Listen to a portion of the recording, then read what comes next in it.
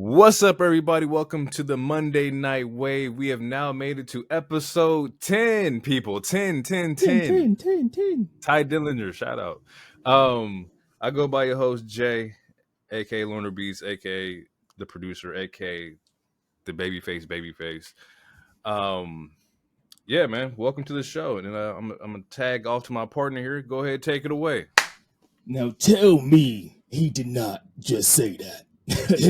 So much introduction I could do, I'm the king of gorgeous, your mother's favorite heel, as they like to say. God damn it, the man. wild card and Mr. Sexy Ass Lottery hero. Now, Lona T, we coming for you, nigga. And when I do, I'm gonna ask you 2 questions. The first question, what do you want to pot about? Oh, shit, man. The second question, can you dig it, sucker? Hey, welcome to the Monday Night Wave, everybody. Glad to be back. Gotta give him the poetry snaps on that. That was great. Oh, man, I'm excited for this episode. We got some good stuff to talk about. But to kick it off first, people, we're going to kick it off with our questions as we always do. And today's episode's question is top 5 wrestling themes. Now, these are, well, at least from my list, I can't speak for his list. My list are more modern, so I don't have any retro or anything like that. However, I do have some bangers here. And we're going to blow your mind, Doc. You know we have honorable mentions here as well, okay? So, yeah. Because you went first last episode, I'll go first this episode. Okay. So, to kick off my top 5 wrestling themes, number 1 on this list, Finn Balor. I like the, not Judgment Day theme song, but the actual Finn Balor theme song with the lights and, Okay, so his original theme. Yeah. Okay. All right. Yeah. Number 2 on my list is Rhea Ripley. Nice. This is my brutality. That's actually on my gym playlist. Like that's a solid one. Oh yeah. This one is everybody's favorite right now, and it's catchy as hell. I like it is what it is. Cody Rhodes, down straight. Kingdom is wow. Like that shit is fucking amazing, bro. Number 4 is Bobby Roode. Glorious. Oh, I'm so sick that like Bobby, like I know he was hurt, and I know he's also working the backstage, but I would love to hear Glorious one more time. I love Glorious. Yeah. Now before I get to my last one, my honorable mentions are Io's solo theme with the 808s and everything. That shit was fucking dope. Tokyo Shock. Yeah. And of course, the Monday Night Messiah, Seth Freakin Rollins, makes the honorable mention. And I was going back. I listened to like a couple of Seth songs, and I was like, I love the original "Burn It Down" when it first came out, and I was kind of sick that his theme song had changed. But going back and listening to it, his current theme song is way better. Yeah, I love the current one way more than I love the "Burn It Down." I like all 3 of them. They all suit me different for different reasons. Now, to finish the list, it's funny because this superstar has 2 of my favorite theme songs. I guess they all count as one in this time around. Bray Wyatt. Now, the Gator Man promo, where that one is the one, but the one I really love is the Fiend. Like Fiend theme song, the Hurt, the Heal, super fire. Oh my God, that was great. The whole theme package was just amazing, but that theme song really sold it for me. Rest in peace to Bray Wyatt. Much love to his family out there. That man is a legend in my eyes. Yeah. So, with that being said, what do we got for you? What you got? What's going on? All right. Okay, so I made a lot, but that was only because I wanted to make sure we didn't have any repeats. Did we have any repeats? Yeah, of course. I have all 3 Finn. I have all 3 Finn songs on my list. I love all 3 of them. I have Io's. Wyatt's. But yeah, so And you know, I was like, man, he's probably gonna choose Stone Cold. Like everyone loves Stone Cold, everyone loves The Rock. So I was like, okay, I gotta think out the box. And I feel like Seth, I can't do. I mean, Seth is a cheat code. I It is a can, cheat code, but you know, you guys know, I'm a Seth stan. I walked out to his song at my wedding, so I feel like it's which not is a fair. great clip. Thank you. Great clip, by the way. Thank you. All right, so here we go. All right, so I'm going Sexy Boy HBK. Yeah. That was almost the song I walked out to. It was between that or Seth's song. And I was like, I'm both of it cool too. Sexy Boy. Yeah, that's a banger. Remember the Kurt remake? I'll make your ankle hurt. I'm just sexy Kurt. Yeah. Man, I'm gonna go with Shane McMahon. Here comes the money. Really? Dollar, ching, ching. Hey, there's something. Hey, that one is fire to me. I'll give. That song is fire. All right, so that's 2. Oh man! All right, this one's gonna be really obscure, and this is for people who are like, you had to be paying attention to the old to the Attitude Era, but it's so good to me, and it's the theme song for Billy and Chuck. It is good to me. Yeah. That shit is so fire. It is such a so good to me. It's fire, bro. I was bumping it the other day because I was like, I had to think of the list. That's a very obscure one. You got to be a real fan to know about Billy and Chuck. Like, yeah. Then 4, man, there's so many. I'm gonna go with DX. I mean, yeah, iconic. You know, the original, the Run DMC version. Yeah, yeah, solid list. Okay, before you get to your last one, give me the honorable mentions. What you got? All right, so my honorable mention, and okay, it's an honorable mention because he never technically walked out to the ring to this, but it's when WWE they did a certain album to where they like certain stars like remixed their songs or sung their own songs or something like that, right? And so I'm choosing Rikishi's "Put a Little Ass on It." Oh, like a baby, like a baby. Put that was on the CD. On it. Yeah. Bro, that song is fire. Put a little ass on it. It's fucking wild.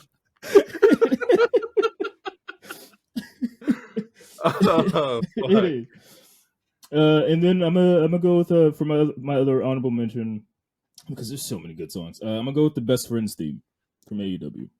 I really like that song. Okay. I don't know why, but I do. And then for my last, I'm gonna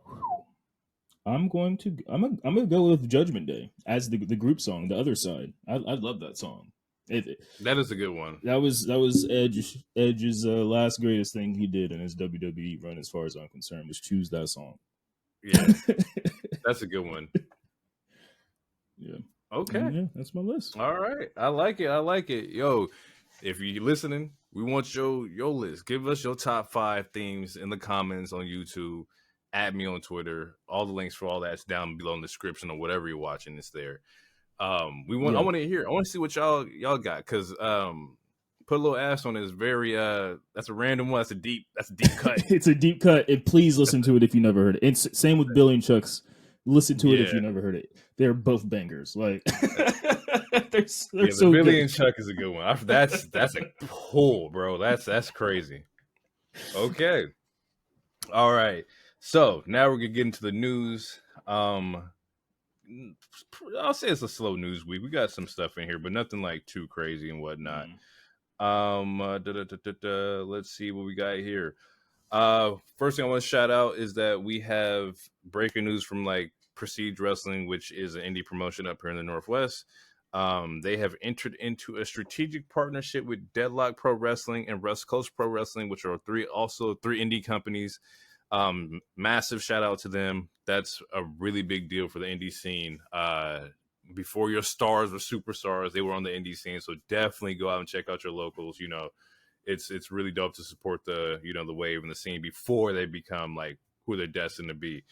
I know I'm gonna check out some indie shows. I think we were talking last week about like Prestige and whatnot. Yeah, So they come in May. They come here in May something, and it's on a Sunday, so I'll be off. So I'm down to hit that. might have to put some PTO in and go check that out. Yeah. Yeah, so shout out to them. Hopefully we can catch y'all in on some shows and whatnot. What you got?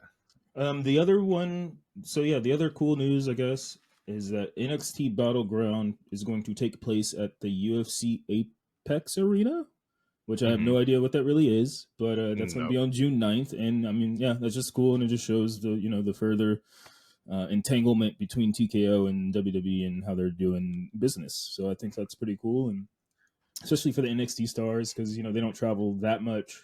Sometimes they do house shows, and the takeover. I mean, like Stand and Deliver, they'll be in Philly and stuff like that. But yeah, they don't travel too much, so that's cool for them. I thought that was a cool. It's definitely interesting. I think like the image I seen was like them in the octagon. I was like, I hope they're not wrestling in the octagon. I'm pretty sure they won't. So it's definitely good to get them out and get them like ready for the travel. I could only imagine coming from NXT and being thrown at the main roster, and you're like, yo, I am not used to like moving like this. Yeah. So that's really dope for them. I can't wait to see how that turns out. We have Cody Rhodes signed his extension. He said that he wanted to retire at 40, I believe. I think this extension puts him a little bit past that, and he acknowledged that. I like the idea that a lot of these wrestlers are thinking about like just family. Like that's one of the biggest things for them is that like, man, I've been wrestling, I'm trying to like spend some time with my kids, and I think that's a really dope move because we've seen with our legends and like how much they kept going and like they weren't spending time with their families and whatnot. And I would guarantee that a lot of them would tell you that, yeah, I love the business, but I wish I could have left at 39, and just chilled with my family. Missing birthdays and stuff like that. It also shows testament. Well, I don't want to say shows testament, but in this new era, especially under this new regime, if we're just talking about WWE, then they've been getting a lot more breaks and a lot more time off and stuff. So I feel like that's probably what helped Way make his decision. Where like, yeah, I could go past my original date because they have Christmas off now. They can make important dates if they have a mental health thing. They can get time off. And just shit like that and especially when you're a top card, if you're like a Roman Reigns, like you're not there as much because you don't have to be, so you have plenty of time off. So Cody's going to be at that level soon-ish. So I would also think that like the ability to have like part-time wrestlers now, like I don't think that was a thing, Attitude Era, Ruthless Aggression Era. I think like honestly probably with like Brock started the whole part-time wrestling shit. At least that's when I first started seeing it.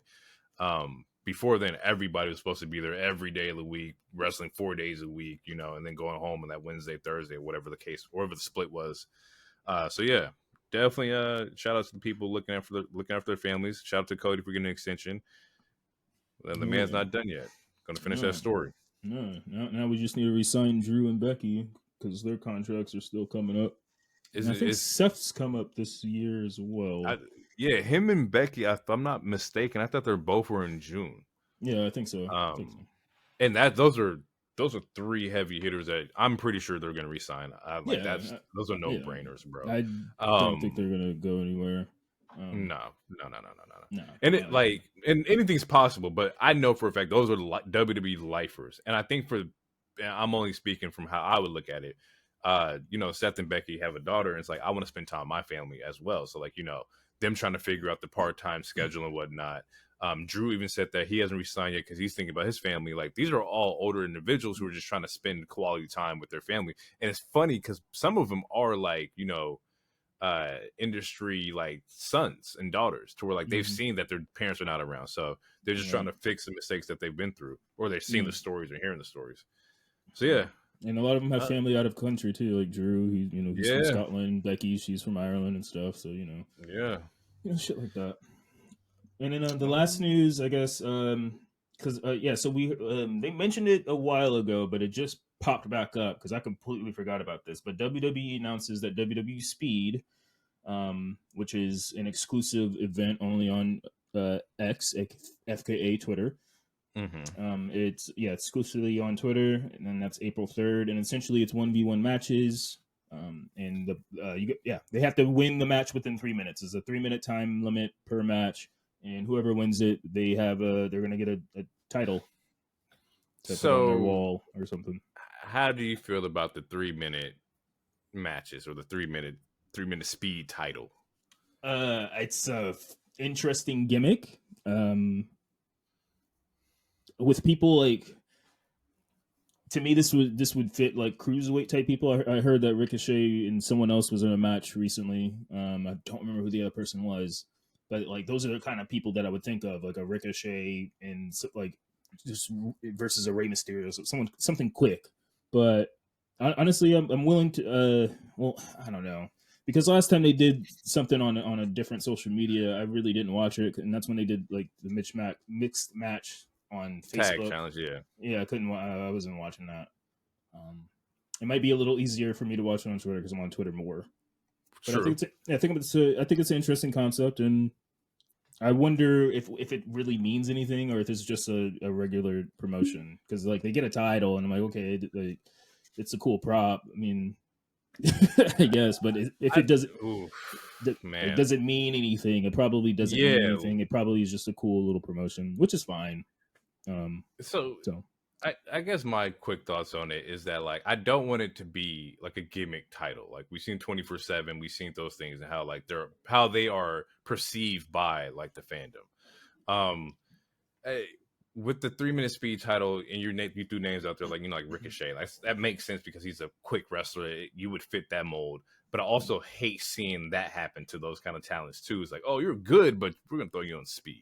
Like Cedric Alexander, we ain't seen you in a while. You want to wrestle on speed? Like, give them opportunities. I guess this is an opportunity, but I just don't want it to be the gimmicky, like, people that don't get the spotlight. This is your moment on 3 minutes of fucking speed wrestling. And only time will tell. This first match, it could be fucking 2 mid-carders, 2 mid-majors, and you'd be like, oh shit, they're changing like the idea of this entirely. Yeah. It says all your favorite superstars, but I doubt that we see all our favorite superstars. Yeah. But we'll see some talent. I think it's a cool thing to like get, just like how a couple years ago when Carmella and Bianca wrestled during Rolling Loud or whatever. I think it's a cool way to get some exposure. Right. And it's quick. It's like go. It's quick in the sense where it's like obviously people's attention spans are very low, especially on the internet. And so just like TikTok, like the longest TikTok video is maybe 5 minutes. So I think that's part of the gimmick to where it's like we just want someone to scroll and like, oh, see this quick 3-minute video and be like, oh, that shit was awesome. I might watch the show now, and then scroll past. Exactly. And it makes sense because I'm not watching 10-minute Rock promos, but 3-minute wrestling matches you might get me. So I understand from that aspect of like people's retention of shit is really quick and really short anyway. Throughout these matches, maybe you see like I don't expect it, but maybe see Roman in a 3-minute match. Like it's perfect for building up stars. I can see Bronson Reed in something like that, like 3-minute, like little like squash matches just to like make him look bigger and whatnot, or build up his superstar. It made me question, like, do you think we'll ever get a mid-card, like, women's title? I would like one. I still would like them to fully flesh out the women's tag so that feels important. But I would also like, I wouldn't mind it.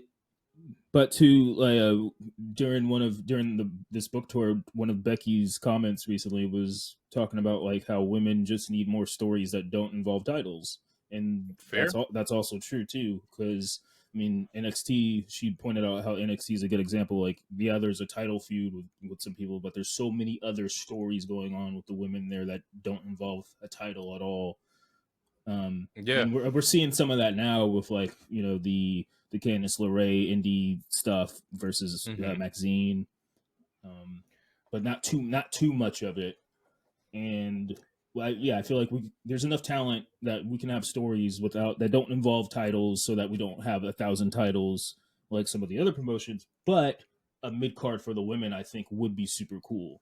And I don't want it to be an IC because everyone is always like, oh, let's get a women's intercontinental. And I'm like, I'd rather it be something different. Something new. Yeah, just like how AEW has international, or bring the European title back, or I don't know, just I like that. something. Yeah, European being women's exclusive, I think that'd be kind of cool. just something like so that's not just the the opposite gender version of a belt, like the women's US. No, we don't need a women's US title. I mean, you can give us a Nah. women's like North American title, even though that's on NXT, so I guess that wouldn't count. But something like that. Yeah, I like that idea. I think that like if we've heard plenty of people say it, that if WWE has the best women's division in the world, I would want to give them as many tools as possible that they can go out and perform and show that. Not saying titles are needed for that, but like give them mid card, let them boast up this their fucking prestige and their talent. But like you said, that also comes with fleshing out other shit that you already have. Before you get the mid card women's, we got to flesh out the tag titles and make it so that that's actually on it can float on its own. Yeah, I want like 6 legitimate teams. Yeah, or something, and then create an ecosystem from there, and then fleshed out, make that shit feel important, so that's not just props and people. Like, it's damn near the Madden curse of titles. Every time someone holds it, somebody gets injured, or they break up, or they get released, or some shit. That's like, funny. That shit just hit me. The Madden curse. That's funny. Yeah, it's like, so if you make it feel important, what you mean when it was on Sasha and Bailey, or Mercedes and Bailey, or Mercedes, or the time that Mercedes and Naomi, they felt probably the most important. But there's no reason why Asuka and Kari can't make it feel important, because I love them and they're fucking cool as shit. So just true. Yeah, I don't know. They just gotta push it, flesh it out. Give us like other tag teams. Give us like beefs.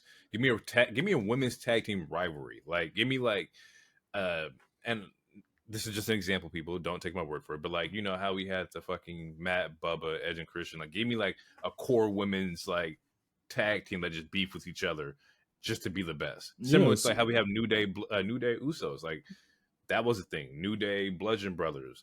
Like just give me 6 women that hate each other. Yeah. Yeah. So, yeah. All right. Oh. So okay. I guess it's getting into Raw. We're getting to Raw. Quick note: I want to give a shout out to Triple H, man. Like shit, without the post VKM has been not bad. There has been some moments where I'm like, this is bullshit, but overall, not as much bullshit as the VKM. And I got to give him respect on that. The shit's looking a lot better. The camera shots are better. The writing feels a little bit better. Yeah, so shout out to the new regime over there. I see what y'all doing. Keep doing your shit. Yeah. This episode of Raw was... I mean, I've seen and heard a lot of people talk about this episode as one of the best in a very, very long time, from as far as like start to finish, not just for one moment, but from from start to finish. The show was hot, and the crowd helped too. They were they were in Chicago. This is the second time they were. Yeah, last time they were in Chicago was Survivor Series, and they sold out to the point where they had to add extra areas and stuff. And yeah, that happened again. This Raw is what I don't know if you ever went out with somebody and they'd be like, bro, last night was a movie. Now this was literally a movie. This episode of Raw was for sure a movie, and it was definitely enjoyable to watch. Yeah, absolutely. Yeah, the show starts. The show opens up with Cody. Cody brings up Roman being on Pat McAfee's show. Cole gets a shout out, and where he's like, yeah, everyone loves Cole. And essentially he's like, I do all this for a reason. I pretend to be champion, and that's because our champion isn't here. He's talking. He's saying a lot of super cool babyface stuff to get. There's a point during the promo to where he gets the entire arena sold out to point to the WrestleMania sign with him. Yep. And I'm like, that is the superest baby face anime good guy shit I've ever seen in my life. Like it's just, and it's just. It gives off aura, as they say, yeah, it was cool shit. And then The Rock comes out, and what did you think of? Yeah, Mad Pop. The entrance is tweaked again and even better. Look, okay, so it's way better, and I think why it was better is that they lowered the maybe the height of the entrance. Like it doesn't seem like the video panels were really high. Everything was like ground level. Yeah, that's because they had adding the extra seats and shit. It was fucking crazy. So like, Rock got a crazy fucking pop. The entrance was dope based on the way they panned it out to like the visual of it. Like, he probably has one of the best like return entrances in a while. Yes, I think he's probably hands on with it a lot too. Yeah, yeah. It gave Final Boss. It gave Thanos. It felt like, oh, that's the that's that guy. That's that nigga. Like you man. And yeah, he was not announced for the show. Not, so besides so besides it just being The Rock and getting a huge pop, I know the reason why the pop was so huge because he was not announced at that show. He was. Shit, I didn't know that. Yeah, no, he wasn't supposed to be there. So it was like super. Like, so as a fan being there, that's another reason why they're like, it's like, oh, we're getting Punk and The Rock. Holy fuck! Oh my god. Mm-hmm. Damn. Yeah, that's money. Yeah, yeah. Man, yeah. I'll say that for later. But yeah, The Rock comes out, super dope ass entrance, amazing. He comes out, he whispers something very sweet in Cody's ear. It made his groin tingles, according to certain sources. And then he just walks off. And then did you read his lips? I tried to. I did. I can tell you what he said. For some reason I'm really good at that. He said he was gonna make you bleed or something, right? Or yeah. So like from the lips, from pause. From what he was saying, it looks like he said, "Tonight I'm gonna make you bleed." And I was like, that's a very interesting thing. I was like, that's a weird thing to fucking say. I didn't get it, but all right. Show continues. Yeah, show continues. The Rock comes out. Homegirl tries to get a media interview. He's like, what did you say to Cody? And he's like, go ask Cody. Yeah. Okay. Yeah. I'm trying to think. Did she ask Cody later? Or was it later in the show. It was later. Well, essentially, she asked Cody, and he's like, "It wasn't. I don't want to repeat it, but it's something. It's a promise that he can't keep, which is more foreshadowing to when we get to the end of the episode." But yeah, so after that, we get. Did you want to say something? No. Go ahead. So after that, we get a behind or a backstage moment. Judgment Day is playing darts. Mommy asked Dom, like, why didn't he tell her about helping Santos on Friday? It's like, I'm sorry, Mommy. It was just a thing. It was. I just wanted to make Judgment Day proud and get some chicken tenders. Priest tells Big Head to win this match. Everyone in the group is like, man, just get a W, my nigga. Like, please. Yeah, please. just get a win. God. So, yeah, and I wrote that Finn. There was a point where Finn, he was going like full angry dad, when you're at when they're at your sports game and they don't like that the coach is not giving you time or something, So, it was good. He had some big dad energy. And so yeah, that's it for the match later where we get JD versus Ricochet. Well, that wasn't later. It was pretty much right next. Yeah, right. Yeah, it was. Yeah. So next segment. Rick versus Big Head. They make another Puma match where he's someone says, "Oh, he's quick as a Puma." And where they? Yeah. I want to know where they're going with this. Like, we all know that. Well, not everybody knows that. That's what he was in. Was it AAA? Was Prince Puma? Lucha Underground. Yeah, Lucha Underground was. Ricochet was known as Prince Puma. He wore a mask. He didn't talk at all. Nothing. But the man was a fucking phenomenal athlete. Still is a phenomenal athlete. But the shit that you've seen from Prince Puma was also fucking crazy. Yeah. Yeah, so that's where the Puma reference is coming from. What it means, I don't know. I mean, I think I think it's just one of those like nods, little jabs. Yeah, just like, hey, if you're one of those nerds that have been paying attention, you'll understand this reference. Just the right. Captain America gif. I understood. Yeah, I understood that reference. Yeah, I understood that. Or shit, he goes heel, he puts that mask on, baby. I don't know, shit. Fuck it. Give me something different. He might. I would be mad. Heel. Yeah, it might. That might be what his character needs, is that he can just fucking be a bad guy. But we'll see. What'd you feel about this match, though? Yeah, super great match. Well, Yeah, I thought it was a really fucking awesome ass match. Way too many spots to even write down. One of them was a top rope poison Rana. That shit looked amazing. Was that the reverse Hurricanrana? Yeah, it's like the reverse Hurricanrana that he like. That shit was fucking fire. JD, I think, did a Spanish fly at some point that was fire. Mm-hmm. Yep. There's Canadian Destroyer spot. Canadian Destroyer spot, which you don't see as much in WWE. So it's, there's something, foreshadow to something else you don't see much in WWE. So it was like refreshing, or I don't want to say refreshing, but it was like, oh, it was just like, oh shit, Destroyer. I'm not a huge fan of Destroyers, but when you don't see it that often, then it's like, oh yeah, cool, Destroyer. Yeah, it is what it is. Exactly. Yeah. I got like JD is just selling his ass off in this match. He's orchestrating a lot of these spots with just his like athleticism. And not saying that Ricochet's not doing that as well, but like JD was really showing that he can do a lot of this shit. He can go. Yeah, he's a great talent, and it's not hard to like get right into the right spot when you have your head that weighs you into the right direction. The pendulum. Hey, that'd be his finisher. The pendulum. I don't think isn't that Moxley's move? Maybe. I gotta look that up. I'm thinking of like a headbutt. That's like the pendulum. That'd be fucking crazy. Oh no, I think it's the paradigm. Paradigm. Yeah, okay. Paradigm shit. I knew it started with a P. Yeah. It was a fire ass match.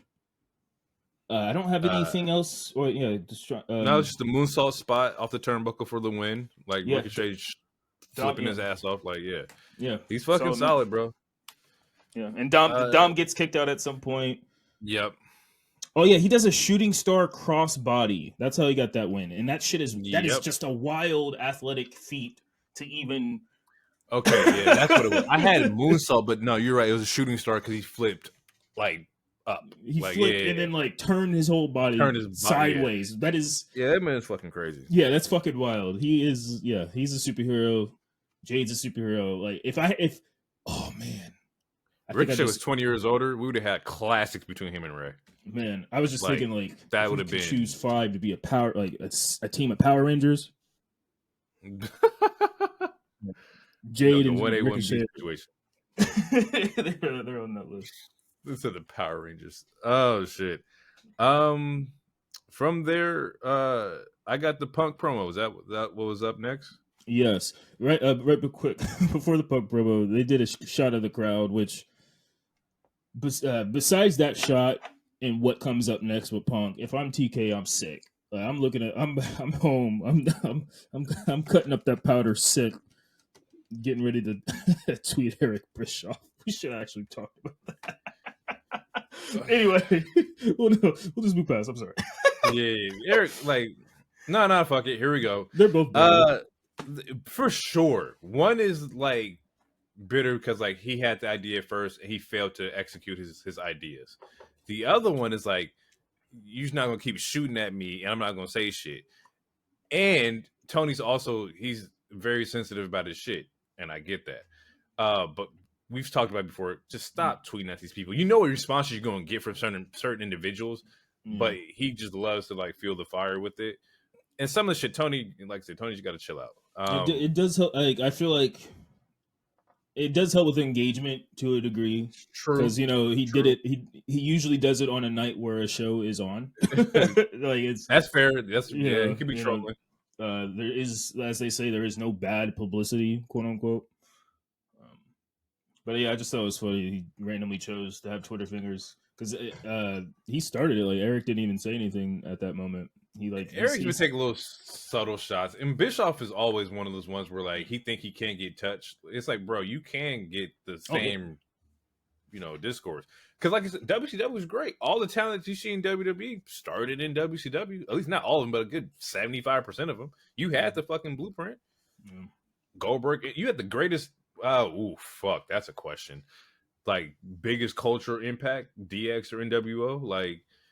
Who I'm choosing DX only because like everyone on the planet literally talks about how they got in trouble for doing the cross chops. Everybody I definitely got suspended for doing the second chop. If everyone in the country and over and even more is always we all have that same story to me. It's true. which means to me that it's like to me that makes it a bigger culture thing if everyone has that same story. Oh man, I remember getting in trouble for saying "suck it" and shit. Like with NWO, I mean, they had great moments and shit for sure. NWO has a great logo. Like you saw NWO everywhere, like on everything. I'm wearing an LWO shirt right now. LWO shirt. So like like NWO has the logo. DX has the fucking cross chop, the second chop, and they both have great songs. They both have great theme songs. Legends in the group, like shit. Fuck, bro. X-Pac was in both groups. Like, let's talk about you see what I'm saying? Like. Yeah, that's a great question. I'm gonna throw that up on the top. That's a fucking fire question. You'll have to dig deep into that one. Pause. So yeah, Punk comes out. The crowd goes wild, of course. He says a line where he's like, "I can't wrestle, but my mouth works." Sorry, sorry, AJ. And I was like, "This nigga think he me."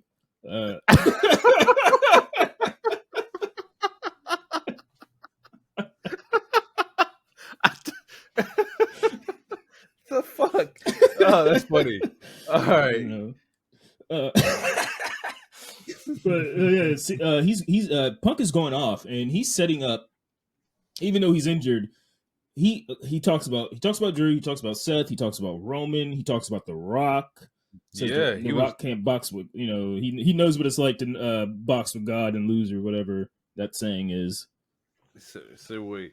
But he calls out everybody, and it's like slowly planting seeds for storylines where it's like when he comes back, he's pretty much letting you know when he comes back, he has 5 motherfuckers on his list that he's everybody can get it.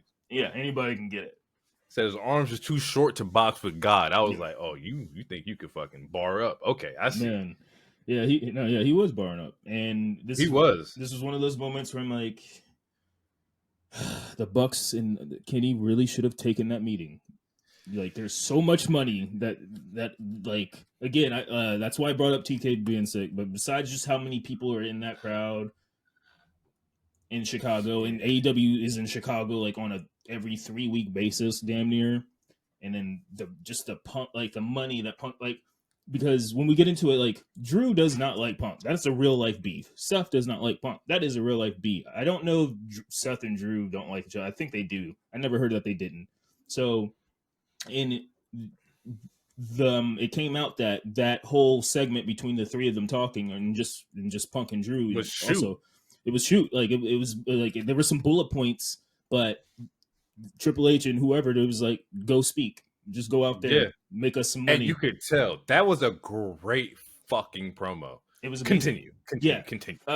So yeah, Punk mentions Drew. Essentially, Drew comes out.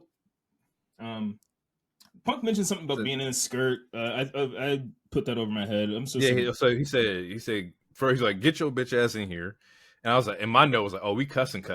All right. Yeah. And then said, are you the Scottish psychopath in a kilt or an internet troll in a skirt? Oh, yeah. Okay. Yeah. Yeah, that makes more sense. I'm still over the people saying you wear women's clothes and stuff. It's like, bro, we know this man's in a kilt. Like, all right. Like Uzi had niggas in rompers in 2015. Like, like I'm over this shit. But it was still a good barb, I guess.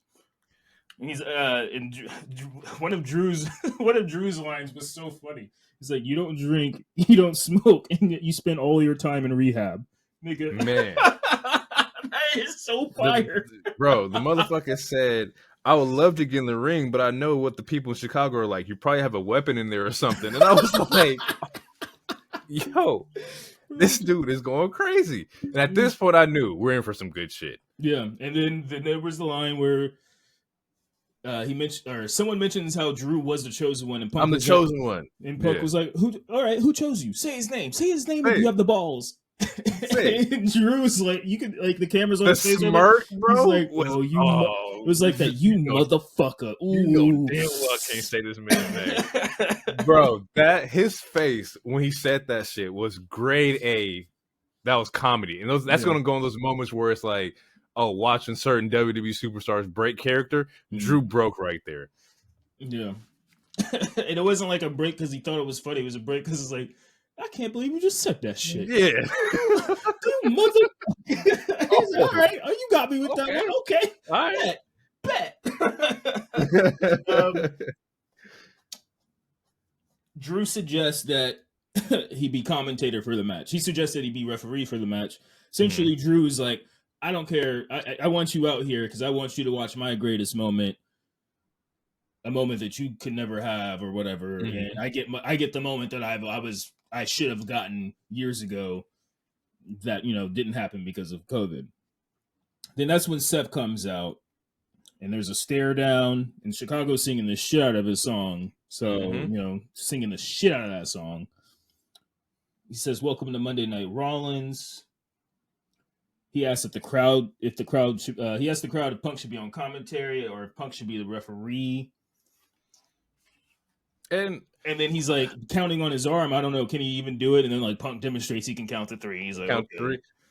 Now, I think I would love, let Punk be referee. I know they don't really put a lot of people in the ring who are injured. I get that for safety reasons and everything. But hypothetically, if Punk was farther along, I would love to see him be the referee in this match.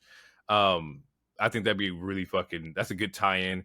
He also said something really funny, and he was like, in all fairness, I don't know if I could be objectively fair with these two dipshits. And I'm like, you're right. And you're not leaning towards Drew, and you're not leaning towards Seth. You probably don't want either one of them to fucking win. But yeah, if he was the referee, I think that'd be kind of cool. I think him as a host, though, on commentary will do just as fine as well. Yeah, that way the fans could because I feel like since he's injured, I feel like him being on commentary is a better choice. Not because of the injury. It's a safer choice. Yeah, it's a safer choice, but also now as fans watching on TV, we get to hear Punk, and he's probably going to go off, and it'll probably be very entertaining. And I'm sure there'll be a moment, just like in every time someone's on commentary, where they actually bump into them in their chair or some shit like that, and then something happens. Somebody gets hit with a belt or something. Yeah. So I'm sure I wouldn't be surprised if I wouldn't be surprised if he like throws a punch or something, or if maybe he helps Damian cash in. That's something to think about. Since he hates both of these people, maybe he helps Damian cash in. I got some stuff about that, but come on. A line I did like from Seth, which I think was before the line we already spoke about, but he was like, "How are you guys making all the rules for this shit? Y'all ain't the champion. You don't make shit around here." Which that's a bar, and you gotta bar these niggas up, bro. Let them know. That's also like a double entendre, because like that's the same thing with like you could say the same shit about Rock too. So how you making all these moves and you not the champion? But yeah, and Seth is good with his wordplay to where like you will throw like some Easter eggs in one promo for another. Yeah. And when Punk said that dipshit line, Drew was like, "It's PG, brother." He's like, because earlier when Punk made that "My Mouth Works" line, he's like, "Oh, my bad, we're not on Netflix." Yeah, which it's insinuating that they'll be able to cuss on Netflix, and there was a story about that, but I didn't see any legitimate like cited sources saying that was true. True, not but it would make sense. Netflix doesn't have any regulations. They probably jump it up to like PG-13 or some shit. Yeah. I don't know. I got a bar, and it's like somebody was like, "I don't think about you. Don't give a damn. You're a non-factor to me. You need me to have a moment at WrestleMania." And I was like, Seth said that, I believe. Yeah, and I'm like, yo, like this motherfucker is cleaning up over here. Like, this is it's just a great promo from all three of them being able to like freely speak how they want to speak. Yeah, all three of them cooked. This was an amazing promo. I highly suggest everyone watching it if you're interested. It's three heavyweights doing some heavyweight shit. Like no one sounded weak. No one came off corny. No one came off. Yeah, everyone came off strong. Everyone had some good bars. It ends with Seth super kicking Drew and giving him a stomp, and then walked past Punk like it was nothing. Because, like he said, I don't think about you. I don't fuck with you, bro. I don't. It's similar. It's similar to what he said to Drew the other week. It's like, out of all my priorities, out of all the things I'm worried about and give a shit about, you're at the very goddamn bottom. Bottom of the list. Very bottom. So man, that was it. It was a great one, yo. It got me interested in the match more than what I was before. especially like just the CM Punk element to where you could be right to in the sense of like, man, all you had to do was squash this shit and just make some money. But if that happened, we never get this. So beggars can't be choosers. Jack Perry is honestly the main catalyst to what he got. And if we okay, here we go. Slight side tangent. He's not wrong. Don't be throwing yourself through glass, bro. You have a long life ahead of you. Getting your shit lacerated is not like that big of a deal. Just for the effect of like, oh, he's such a hardcore wrestler. Fuck hardcore. All your hardcore wrestlers that all them ECW niggas, Mick Foley, like they living through some pain right now. Yeah. Fuck it. From there, don't go to the big star. It's like you. Anyway, yeah. Like just learn, bro. Like it's okay. These are the vets. This is you're supposed to like get your information from them. They're not going to steer you wrong. CM Punk ain't got no reason to hate on Jack Perry. Yeah, for real. So yeah, after that we get a quick ladies match. You do. We also get Meek Mill at Mania. We got a Meek Mill promo at Mania, and I was like, oh, it's Meek. Okay. Yeah. It is in Philly, so that makes sense. But I'm just glad he wasn't caught in Diddy's house. That would have been bad. Otherwise, we wouldn't have done it. I'm going to fuck you up, bro. Relax. Relax, bro. Fucking relax.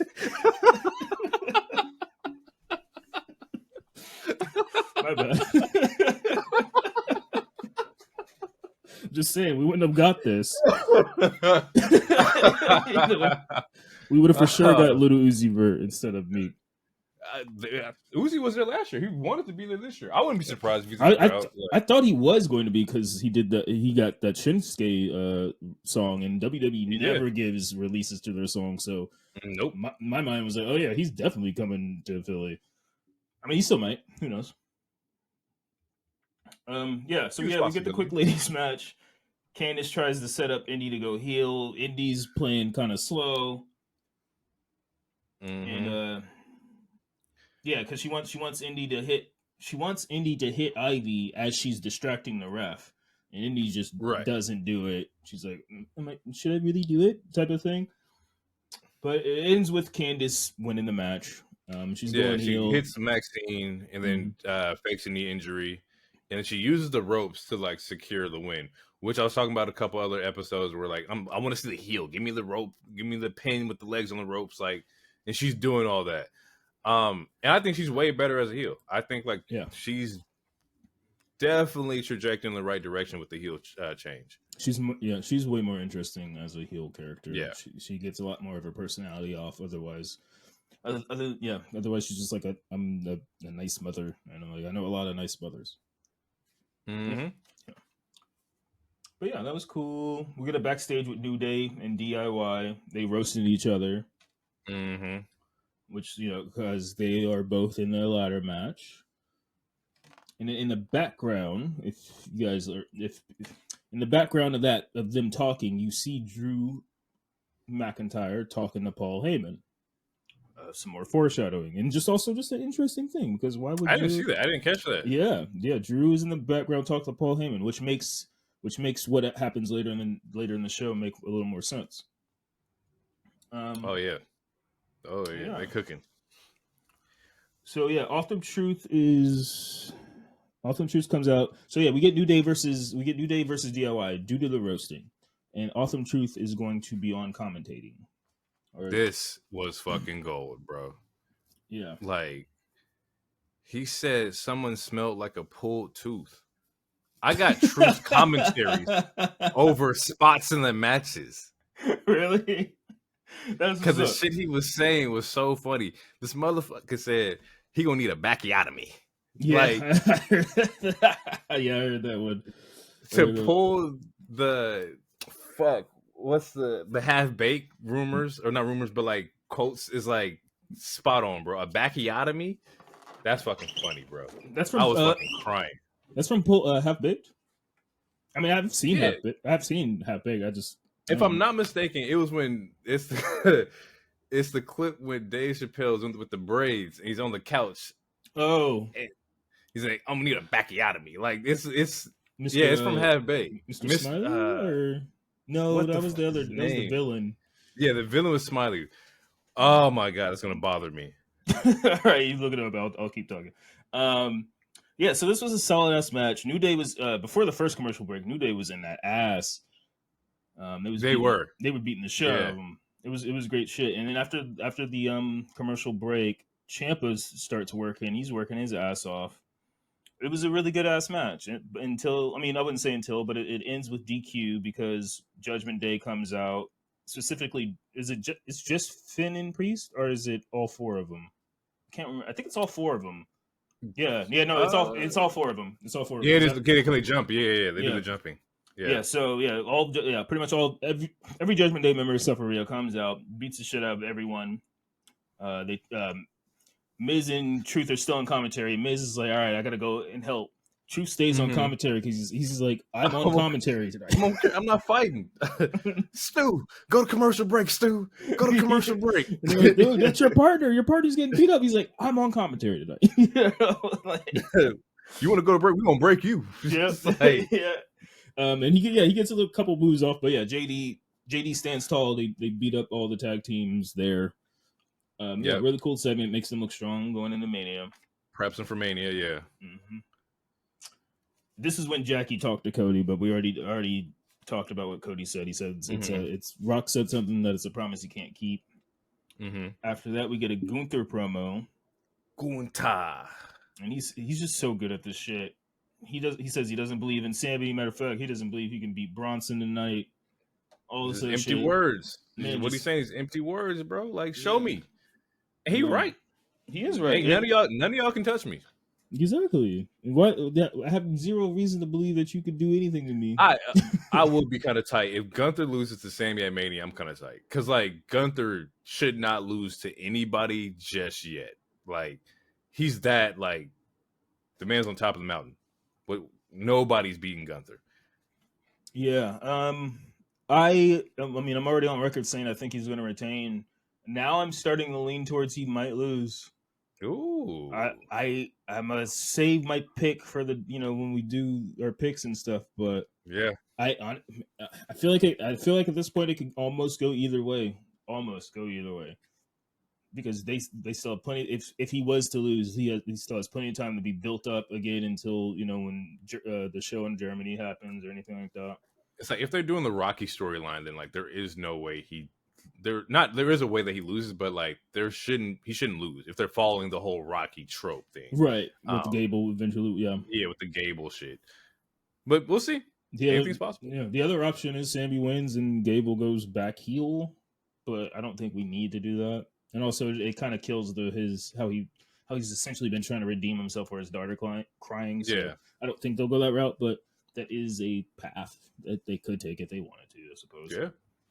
So, after that promo, after Gunther gets in Sammy's head playing mind games, we get Andrade versus Giovanni because Ivar apparently wasn't cleared. I'm not sure exactly why he wasn't cleared. Yeah, I didn't see anything about that. Yeah, I didn't see it. Yeah, I didn't see anything. I saw him tweeting and stuff.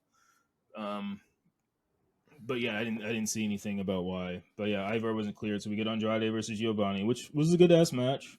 I didn't like Andrade's music.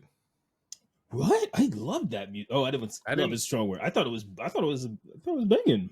I thought his gear his gear and his appearance was always dope, but I did not like the music. I was like, and maybe it just has to grow on me. I've been a fan of shit that I've sat with and it's gotten better. But yeah, off first listen, didn't do it for me.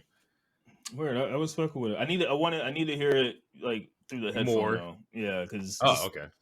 Just hearing it through the TV to while commentating and writing notes. That's true. Yeah, that's true. I couldn't really.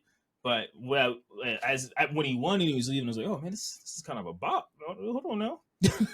they might be cooking with something hotter than gasoline, my bro. But it was a hard-hitting match.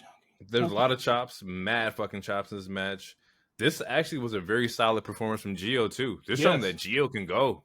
Yeah, he can really go. Yeah, no, I wrote that down. Andrade seems motivated. Gio was awesome. I love Andrade's back reverse elbow move. That's in my notes. It's one of my fucking favorite. It's one of my favorite moves. Honestly, I wish that was his finisher, even though that's kind of close to what is the Judas effect or whatever the fuck it's called. Mm-hmm. But he has a new finisher. The new finisher was dope. The new finisher is cool. It reminds me of Angelo Dawkins' The Silencer. I don't see the difference in how they're. Right. I think it's the exact same move, which is fine because that's wrestling. My thing is that a move? Even Andrade is buff, Andrade is strong and shit, but is that a move you can do to everybody? Because every night, yeah. Because like if you were gonna fight Ivar is way bigger than Gio. I can't. I mean, I'm sure he could, but it's hard for me to picture it right now of him doing that move to Ivar or like a Bronson Reed. That is smart. Well, like I've thought about it before, to where like if you had to choose a finisher, it's like you got to choose one that you can do on everybody. Yeah. That's always been my philosophy. Like I want something that someone who I can do to a Rey Mysterio, or someone I can do, or something I can do to a Big Show.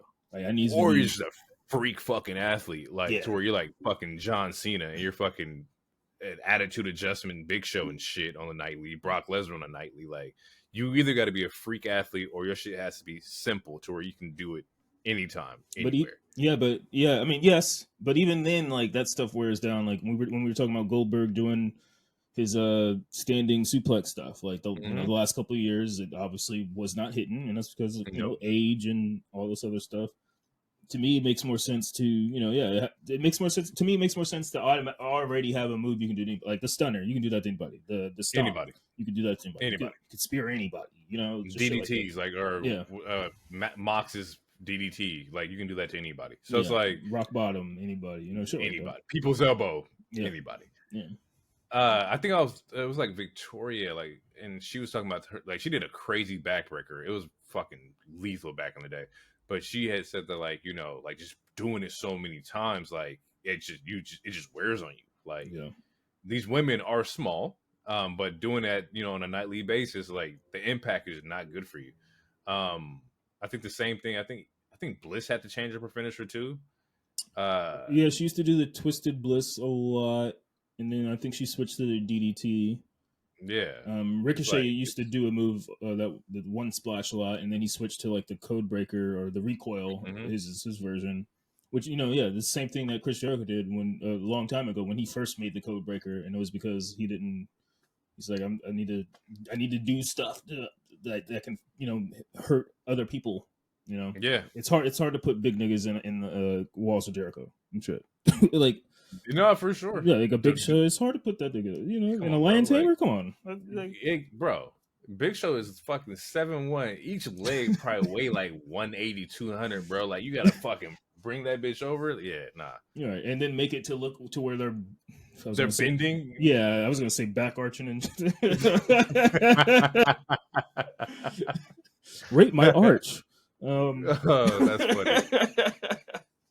But also got a good one. Miz has a safe and finish that he does against everybody too. What's it called? What's Miz's called? Oh, we had this last time. A skull crushing finale.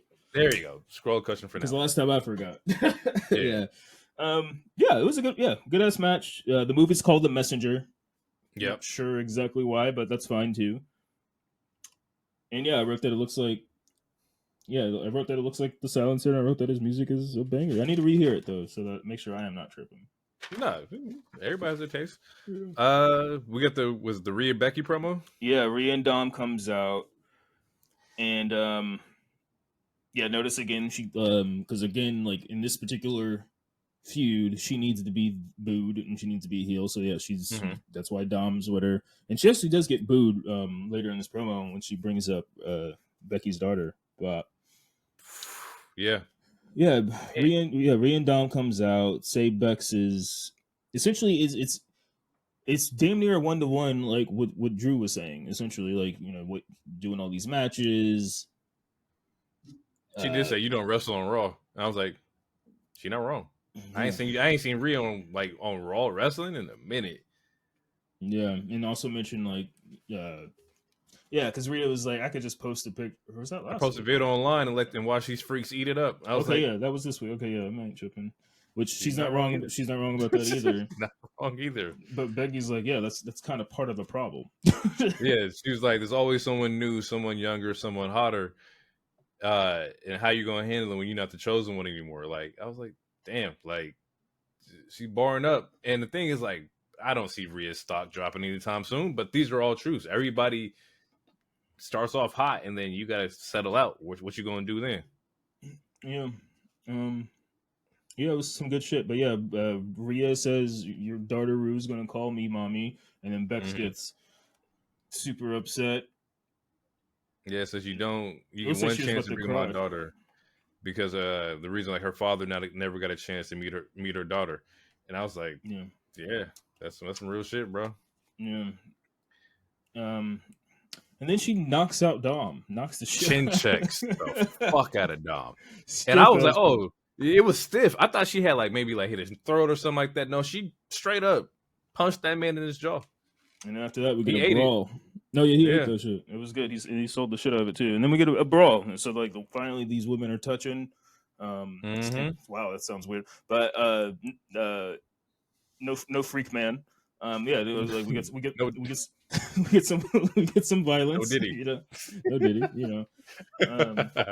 Which it's wild that you could use that for both genders. Like that's the new no pause, and that's the new like please be consensual. You know.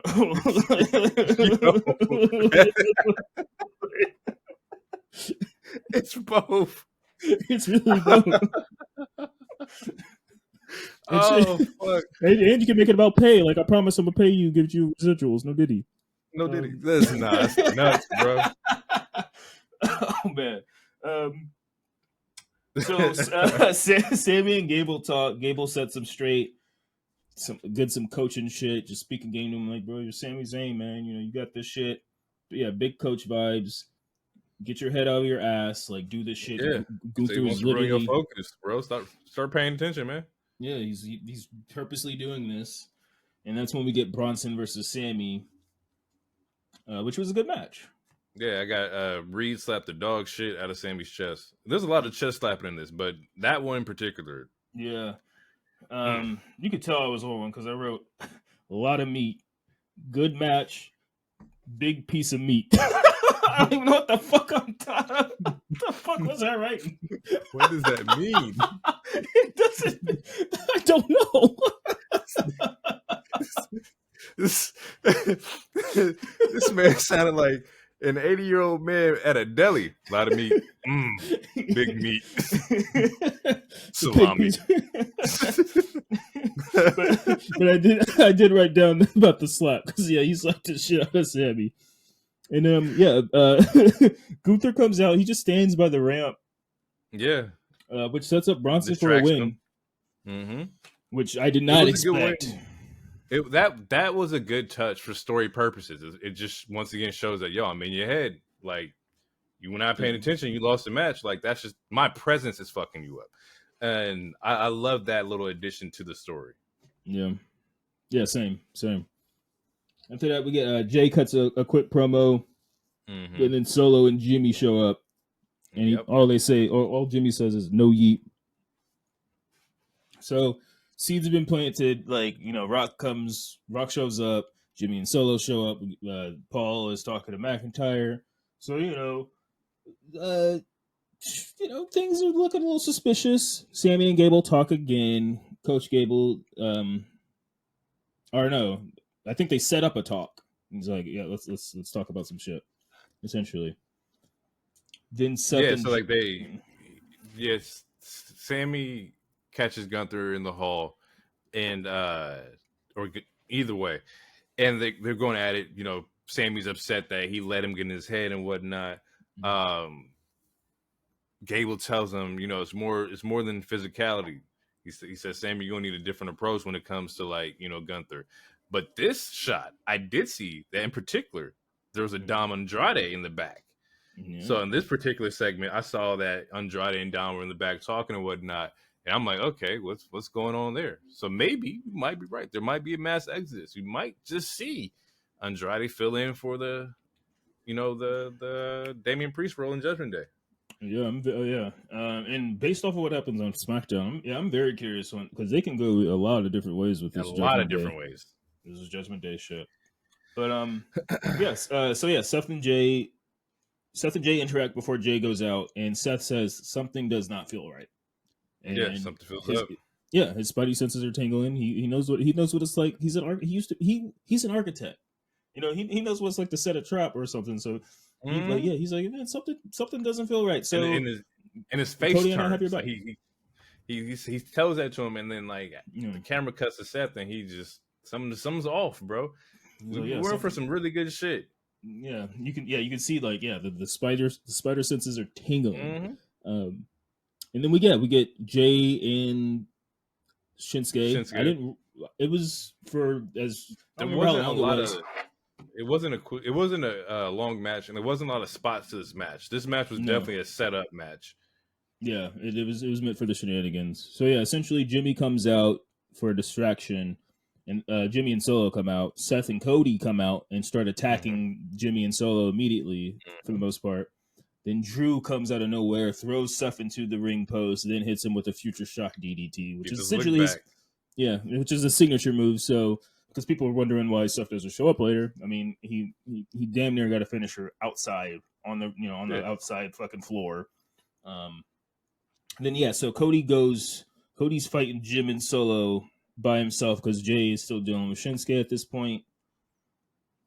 Seth is knocked out. Cody is handling them 2v1, and then that's when the final boss shows up. You want to take that? Yeah, so just quick recap though. Jay does hit a spear on Shinsuke, and that's how he gets the win. Okay, he wins. There is a backstage segment, like we said, where Cody's attacked by Jimmy. He also gets attacked by Solo. Then we get final boss who shows up. There's a trash can shot, which I was like, man, I ain't seen a trash can thrown since like Here Comes the Pain. That was kind of crazy. That was kind of dope and cool to see. Yeah. Especially because you can do it in this current game now too. So that's kind of like a nod. Yeah. There was Rock quotables all throughout this. You know, think the Rock was gonna let you just talk. You thought like Rock was just gonna be okay with you just talking about him and whatnot. And I was like, my note was like, yes, Rock, give him that Attitude Era vibes. Give him that old school. I'm gonna talk shit about you and whip your ass at the same time. Rock, as he gets to the door, he's like, Rock got your attention now, you pieces of shit.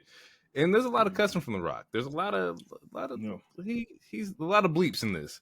He drags him outside into the rain. You want to be the hero? Rock's got your hero. Look at you now. Now the world want to know why. I said now the world wants to know why Rock is the final boss. This is it, bro. Like this entire segment is just cinematic. It's very dramatic. Cody's getting his ass beat down in the rain, which I was like, this is like it's a perfect setup. Like I don't know, something about the rain element did add to it. If it was just dry out there, it's like okay, it hits, but it's not as dramatic as him ripping his shirt off, shirt's all wet, pause, no diddy. And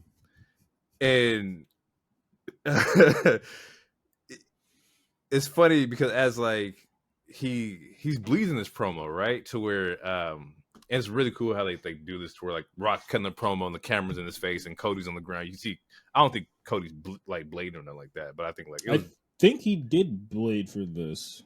You think so? It looked like I thought it was more like fake blood. Oh no, there's no fake blood. Either that was real. They don't spray. Like either he bladed or that trash can really did bust him open. I think he bladed as he was crawling towards the bus. So like the bus, and I think fucking grab the blade off the back of the wheel. Yeah, that makes sense. Just a little nit, little nothing too. Or another trick that they do or that they used to do was like pre-blade it a little bit and then like put some Vaseline on it so that it doesn't bleed, and then like when it gets hit, then it starts to trigger. Okay. So that could have been it could have been that too, but I combination of different things. Yeah. But yeah, we get blood. Another thing that we don't get often. We don't get not in WWE. So it made it feel that plus the rain and just the ass whooping that our super baby face was getting. Man got a belt with his mom's name on it. Mama Rhodes is on the belt. Mama Rhodes. And I was like, Yeah, that is also okay. First off, there was way too much Mama Rhodes in this goddamn promo. I get it. Boys. You're right. He did say that. He did says say boy that a lot. He says boy a lot. He does say boy a lot. Where are you pulling this from, Rock? He's supposed to be our president. And if you saw the response he did on what you see the one on Instagram where he's like, when we get the behind the scenes of when the cameras stop or whatever. Yeah. He's like corporations and blah blah blah want to tell us what to do. I'm like, bro, you are on your Fox News shit. This man is he's bro like. It was January 6.5. Bro, he's in his patriotic bag, but I'm the Rock. Nah, yeah. There's a lot. Nigga got the belt, was smearing Cody's blood on the belt. This man spit like near his face, which is crazy. Look at your boy Mama Rhodes. He said, "Your daddy don't know about hard times. The Rock's gonna learn you." Like, this was a good segment, bro. Like, this was like the best ending to a Raw that I've seen in a really long time. Like, yeah, a great start and a great finish and a great middle. Yeah. I just wish this was overall was a good Raw. Yeah, it's absolutely. I just wish it didn't take this long for us to get this version of The Rock. Granted, long game stuff, sure, but it started off really cringe to me, and now this week and last week, have been like, now it's like, I'm like, yes, like this is what I've been. This is what we wanted. Yes, this is way more entertaining than crackhead Karens to me. And and this side chants you. Who's this story about, bro? Do we like this? Is Rock Cody is bigger than Roman Cody? Yeah, man. I honestly, do you see? Yes, bro. Yes. I mean, I want it more. I want that more. Yes. At this point. But yeah, no, I think night 1 Bloodline wins, night 2 Cody wins, Rock betrays Roman because Rock sets Roman up to get it with Bloodline rules. It's essentially supposed to be the easiest match in the world now, and if you still lose, how are you supposed to be the tribal chief? I just gave you a win on a platter, and if you so I feel like if Roman loses, then that's what's going to set up Rock versus Roman, and it's just going to be a year-ass long build until next Mania. Okay, and then maybe I said it before, and then maybe we get Cody in Rock like SummerSlam, and then Roman helps Cody retain on some crazy shit. I don't know, but that would be gross. But I mean, at the same time, the final boss fucked you over. He took over. He took your island. Look, the way I see it is kind of like just a corporate takeover.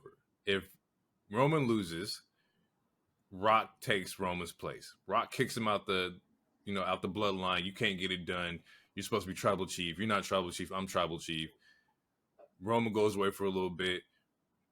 Rock is puppeteering Jimmy and Solo doing different shit, or maybe like they just don't have a place for it or whatnot. But I'm assuming Jimmy Solo is probably gonna be working for Rock. And then it might be Jimmy J Solo. He might get all three. But then Roman comes back, and if you give me Roman with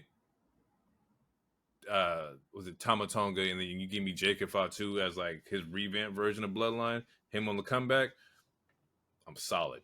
I think that's a good way to go. Granted, that's just me being a fan, just speculation.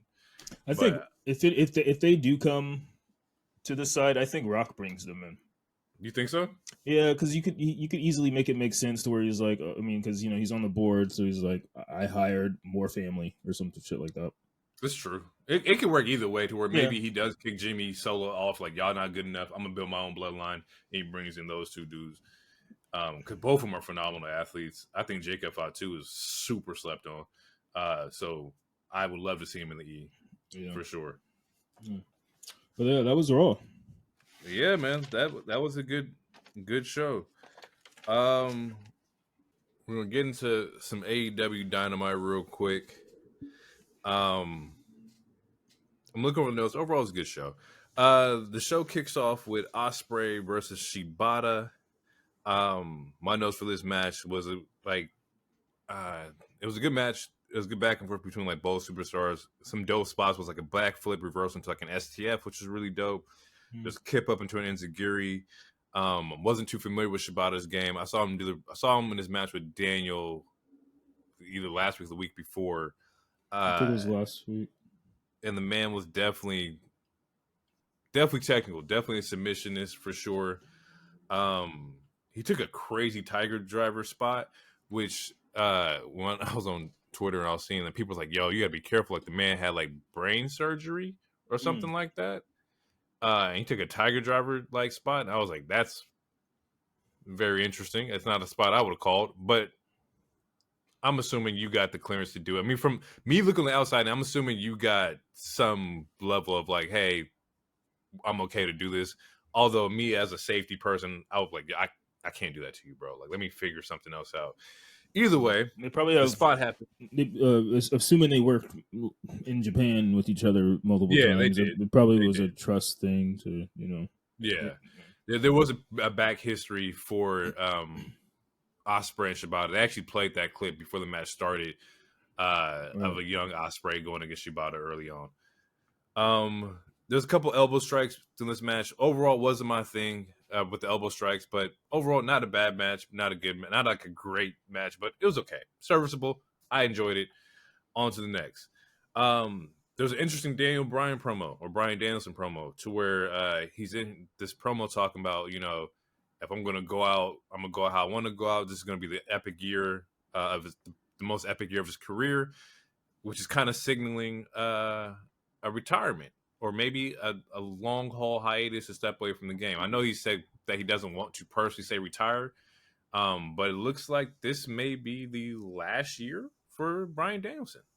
Yeah, I want to say last year, like early last year, he said that this might be his last year for, to raise his kid and whatnot. And plus he's injury prone, so shit. It should be his last year. Granted, he's still really fucking great in the ring and on the mic, but there's nothing wrong with being a producer and helping this talent out and shit like that. Also, so he said he wanted to retire. I want to say like a year ago, but he loves wrestling so much. I can't imagine him not being involved to some degree. At some point, yeah, like some way. Is Daniel a shoo-in for the WWE Hall of Fame? Yeah, absolutely. Okay. Yeah, I think so too. Like, there's no way that you don't put him in there. Yeah, I mean, just from the stuff that I saw when I was watching, I fucks with it, but because I missed the whole Yes movement, but like the Yes movement is a huge thing. The Yes movement is insane, bro. It's, like that's it's just like when Stone Cold, the what chant, like people still say yes, like they like. And it's to the point where, like Andrade, like people say C for him. It like that, yeah. So it's transit. Yeah, I'm not even gonna say the word anymore. It changed the culture. I think he's for sure a Hall of Famer. And he gave Bray Wyatt some of his best matches. He gave Miz some of his best matches. Yep. He had that moment. Kof. Yeah, Kof. He I mean that storyline was crazy. He had the moment where he fought, didn't he fight all of Evolution in one night of Mania or something like that while injured? Injured, quote unquote injured. So yeah, the Roman Edge match. Yeah, that was a fire match too. Yeah. Damn. Now I think about you were right. That Fiend match. What was there's a Texas Death match with the strap match. Strap match. It's my favorite Fiend match. Strap match was a great match. Bray Wyatt's best opponents was Roman and Bryan to me. Like they made Bray Wyatt look so good compared to some of his other opponents. You're right. And you know what's crazy? Oh my fucking god, I'm so mad at this. The Hell in a Cell match would have been one of those matches too, had the lighting not been red. Yeah, and the ending. Because how do you get a DQ against a demon in a no DQ match? Yeah. That makes no sense. It's a demon. I should be allowed to pull a gun. As far as I'm concerned. You are right. I forgot about the ending. Yeah, the red light and the ending for sure. It ruined Seth's character literally until the Riddle feud. Damn. I mean, actually, he started coming back around when he fought Roman that Royal Rumble when he came out in Shield gear. But the crowd didn't start singing his song pretty much until the Riddle feud. Yeah, and that's when he was okay. Everyone loves Seth again. Damn, you're right. That Fiend match really fucked up his career for a couple of years. And that just shows that producing and writing can really fuck up the superstars, and it's not the talent's fault. Bad booking, that's not the talent's fault for how a title reign goes. It's how people book that shit. Off the tangent, but we get an EVP promo, and they talk about their goals, which were to retire Sting, restructure the Elite, and get the tag titles back, which is just a setup for them going against Private Party later on tonight. We get a shot of Red Ferrari Okada, definitely spending that money wisely, we see. And then we get the Private Party versus the Young Bucks. Dope super kick spot from Private Party. I think this is Isaiah Cassidy. I think that's what his name is. Cassidy and Quinn. Mark Quinn. Yeah. Cassidy was doing his thing in this fucking match. Literally everything there was a Hurricanrana off the guardrail. Bucks did a Falcon Arrow off the guardrail, which is fucking nuts. They had a cool little moonsault sequence. Private Parties, I've talked about them before, always been one of my favorite young tag teams to watch. Them dudes are entertaining as fuck to watch. They actually got the win against the Young Bucks before. Very first episode of Dynamite. Yeah, so them dudes is fucking really solid.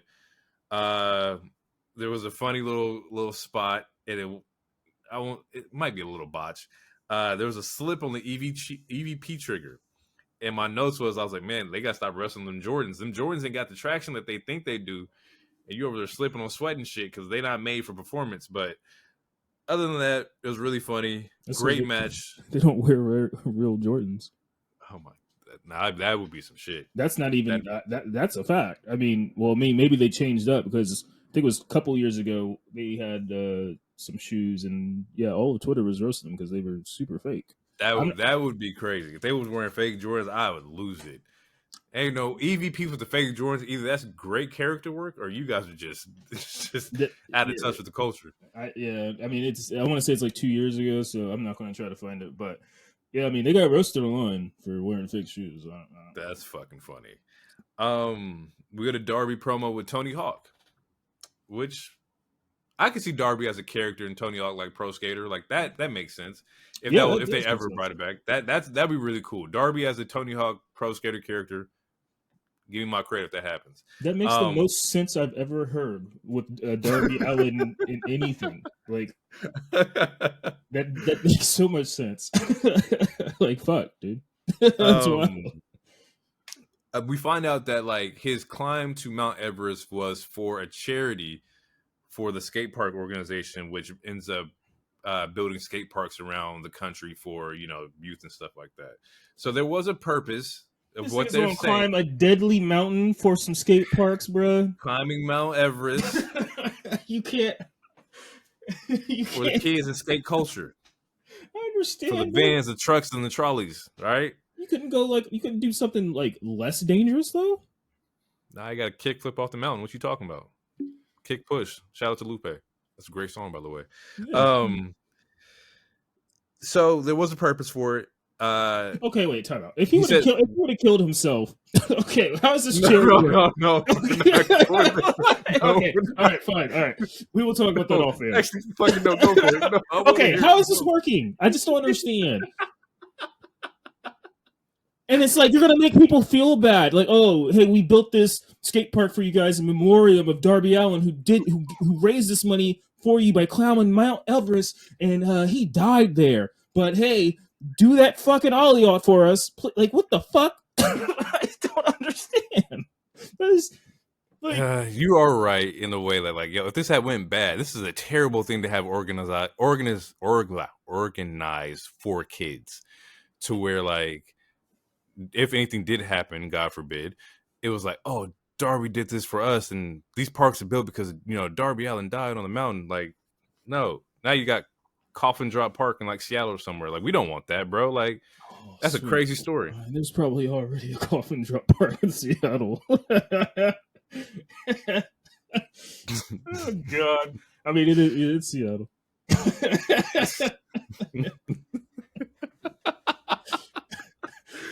Oh fucking hell, bro. So there was some good nature in him building or him going to Mount Everest, but he says that him and Tony have something bigger planned. So staying alive, maybe. Oh my God. Goodness gracious. So yes, we'll see what happens with that. We got a hook segment. This nigga's going to skateboard in space. Shoot me, put me on a rocket, Tony. I gotta get these skate parks built somehow. Like, to be honest, like Darby should have paired up with Jackass. It should have been him instead of Sammy. You would have got some crazy shit. Actually, Darby should have been in the Jackass movie. Go ahead and like do some funny wild shit. I think it could still happen. I mean, I don't see what it's possible. It's really up his alley. I don't see that, and like I don't know. Do a guest episode of what's that show with Rob Dyrdek that never stops? Reckless, ridiculous, ridiculousness, yeah. Go guest star on that. I don't know. That if it's the hot sauce thing, if you did that shit for free, they would pay you to do that. Like, people will pay you to put hot sauce on your balls, man. You don't got to do it to impress a pretty girl. That's the crazy shit. I ain't never, bro. He fumbled it.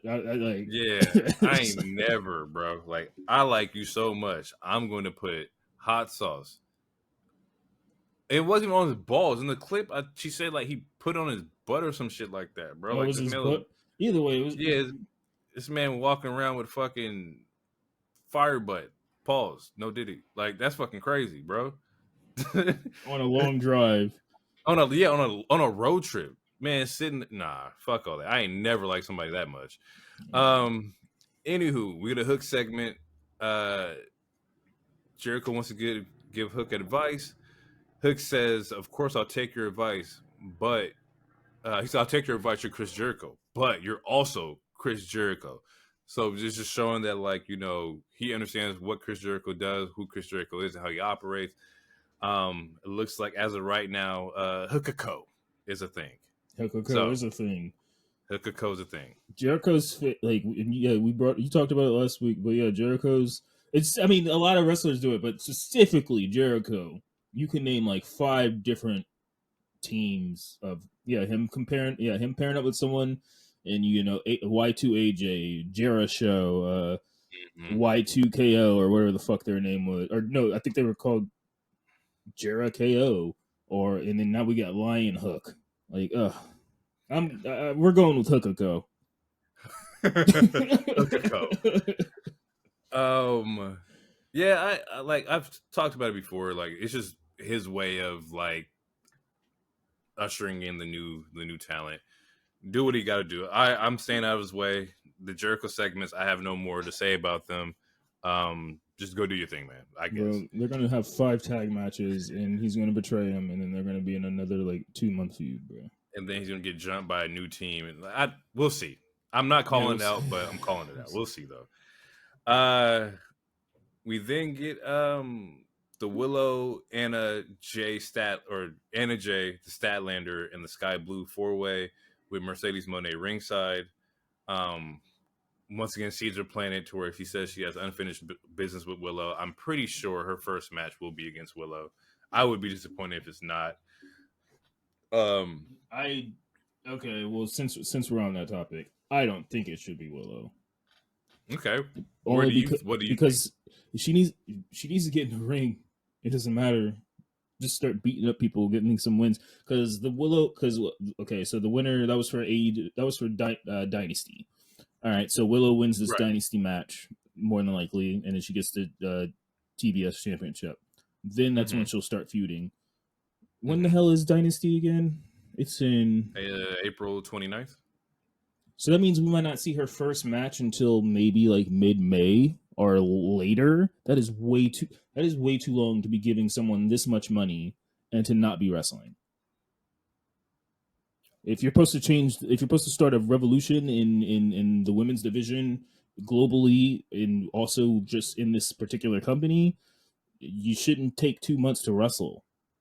But it's not a good look. I mean, the difference between her and if you're gonna bring up Jade, there's a huge difference. Jade is not as good. She was not a good wrestler at the time because we have somebody coming off injury. Mercedes is known as one of the best female women's wrestlers on this planet. At least that's what some people think. So we don't need to wait. Like, the difference between her and Jade is that Jade, she needed to be trained because she wasn't getting the reps that she needed to get when she was in AEW, which is why they waited to finally debut her. And now I don't think we'll see her first match in May. I think we'll get it next month. And I think it probably will be against Statlander. It might be like a squash match before of somebody, like a competitive squash against somebody, and then Statlander, and then we'll get Willow doing her thing, and then you'll get the fucking Willow and Mercedes shit afterwards. And yeah, another reason I don't think it's a good look is because, again, like this company caters to the wrestling part more than the talking part and all this other stuff, and there's already a certain demographic that is sour about, certain talent coming over and certain talent, making more money than their favorites and all this other stuff. And I feel like it's also internet shit, though. Yeah, it's internet shit, but the internet shit does this internet shit does things because they they might attack you, or they might attack whoever, or they might just say a bunch of shit, or they might tune out. Like fucking during the Young Bucks segment, they lost 200,000 viewers. But if I'm also not mistaken, like this is also like NCAA time where they're losing viewers anyway. I think I catch it on West Coast time, right, which is like 8, and then on East Coast time it's like 5, and that's when like those games are being played at 5 p.m. And I don't know. There's a lot going on right now in the TV world, but if that is the case, it is what it is, and it's just the Bucks. I'm not tripping off. Yeah, no, I just brought that up for example. I just don't think it's I think, again, I just think it's about. I think you're setting her up for hatred if she just talks and looks pretty on a weekly basis and doesn't get into some in-ring action relatively. I think if her first match is not like what people expect, I think you will get that feedback. But I also think that right now it's just training. Like I said, you're out for a year plus. You're doing a lot of traveling and shit like that. So more likely than not, I think she's probably like 70-80% ready to get in the ring. So we'll see. Hopefully it doesn't take that long. But I do want to give, certain people or just individuals leeway, because I don't know, like, your body's your body. Yeah. You know your body better than anybody else. We get the 4-way match. I thought it was very interesting to put tag partners in a 4-way. Unless you're planning on doing something there. Maybe Stat is the one who goes heel with Stoke and Willow stays babyface. Maybe Willow goes fucking heel. We'll see. But I don't think so. Willow right now is also on a really good fucking run. Yeah, she's like 8-0 of this year, maybe 9-0 this year. That, and she's everywhere. I think she was at the Mexico show that they did for CMLL. So like she's really like popping right. Like her stock is for sure rising. Which that just made me think of two things. One, John Moxley's finally fully bald. He's done. He embraced it. Yeah, he finally embraced it. And then 2, it looks like they're going to bring the rankings back for a 3rd time. I did see that too. I didn't know. We're taking away, we bringing it back, we taking away. I don't fucking know. If it's like a monthly thing, cool. I don't think it should be a weekly thing. But if you want to do like the end of the month, like these are the rankings, that way you kind of like summarize your month of wrestling. I'm fine with that. Yeah, like NBA Player of the Month type of shit. Like like Power Rankings or some shit. Power Rankings of the month. I'm okay with that. It doesn't need to be every week. Yeah, that would be better, since that way they can't book themselves in corners and weird situations. Yeah. 4 was dope. It was a dope cold blue spot. I think that was on Willow. Willow knows how to sell that move really well. Willow had a mean fucking drop kick off the fucking ropes. Looked like she blew this girl's fucking chest out. I would like to shout out or point out there was a funny moment because Willow came out, or Stokely came out with Willow, and then he ran back up to the ramp to come out with Statlander. Or I think he came out with Statlander first, and then did it. So essentially, he walked out with both of them, but he had to run back up the ramp. That's just a funny bit. I like it. Yeah, Stoke is doing a really good job as a manager. They have some really dope merch too. There's a shirt of them like in like tuxedos. That's kind of, it's a play on an album cover. It's a really dope shirt. I got to get that shirt. Yeah. Willow wins this match with a Dr. Bomb to Anna Jay. Like I said before, her stock is definitely rising. I love the Dr. Bomb as a move. Just the sideways power bomb is a really dope fucking move to me. We then get a Dustin Rhodes promo. So he's still passionate, still ready to go at 54 years old. He gets interrupted by the Butcher, which sets up a match for Rampage. And my takeaway from this is that Dustin needs to be at Mania for Cody. That's all I want to see. We need to figure this shit out. Get him over there. If it would summarize all this shit up if I can get Dustin to come in and prevent like the solo like throat chop or the throat strike, like something. Let it happen. Yeah. We get a empty Tony Storm promo. Like there was nothing in this promo. I didn't pull from it. Yeah, there was a nothing burger. There was nothing in that promo at all. No. We get Swerve coming after Joe again. It's just he's coming after promo, just prepping them up for Dynasty. Oh, can I can I say a spoiler real quick? Go for it. Tonight in Rampage, Tony Storm and Mariah May kiss. So that's what's up. I did see that clip. I didn't see the clip, but shout out to the Lesbies. I'm here for it. Equal love, man. Everybody's taking the horniness of the internet. You know how to spark the horniness out of wrestling fans. Mm-hmm. We then get the Best Friends versus Undisputed Kingdom tag qualifier. I forgot this is a continuation of like Orange Cassidy's and Matt Taven's beef from their death match that they had a couple weeks ago.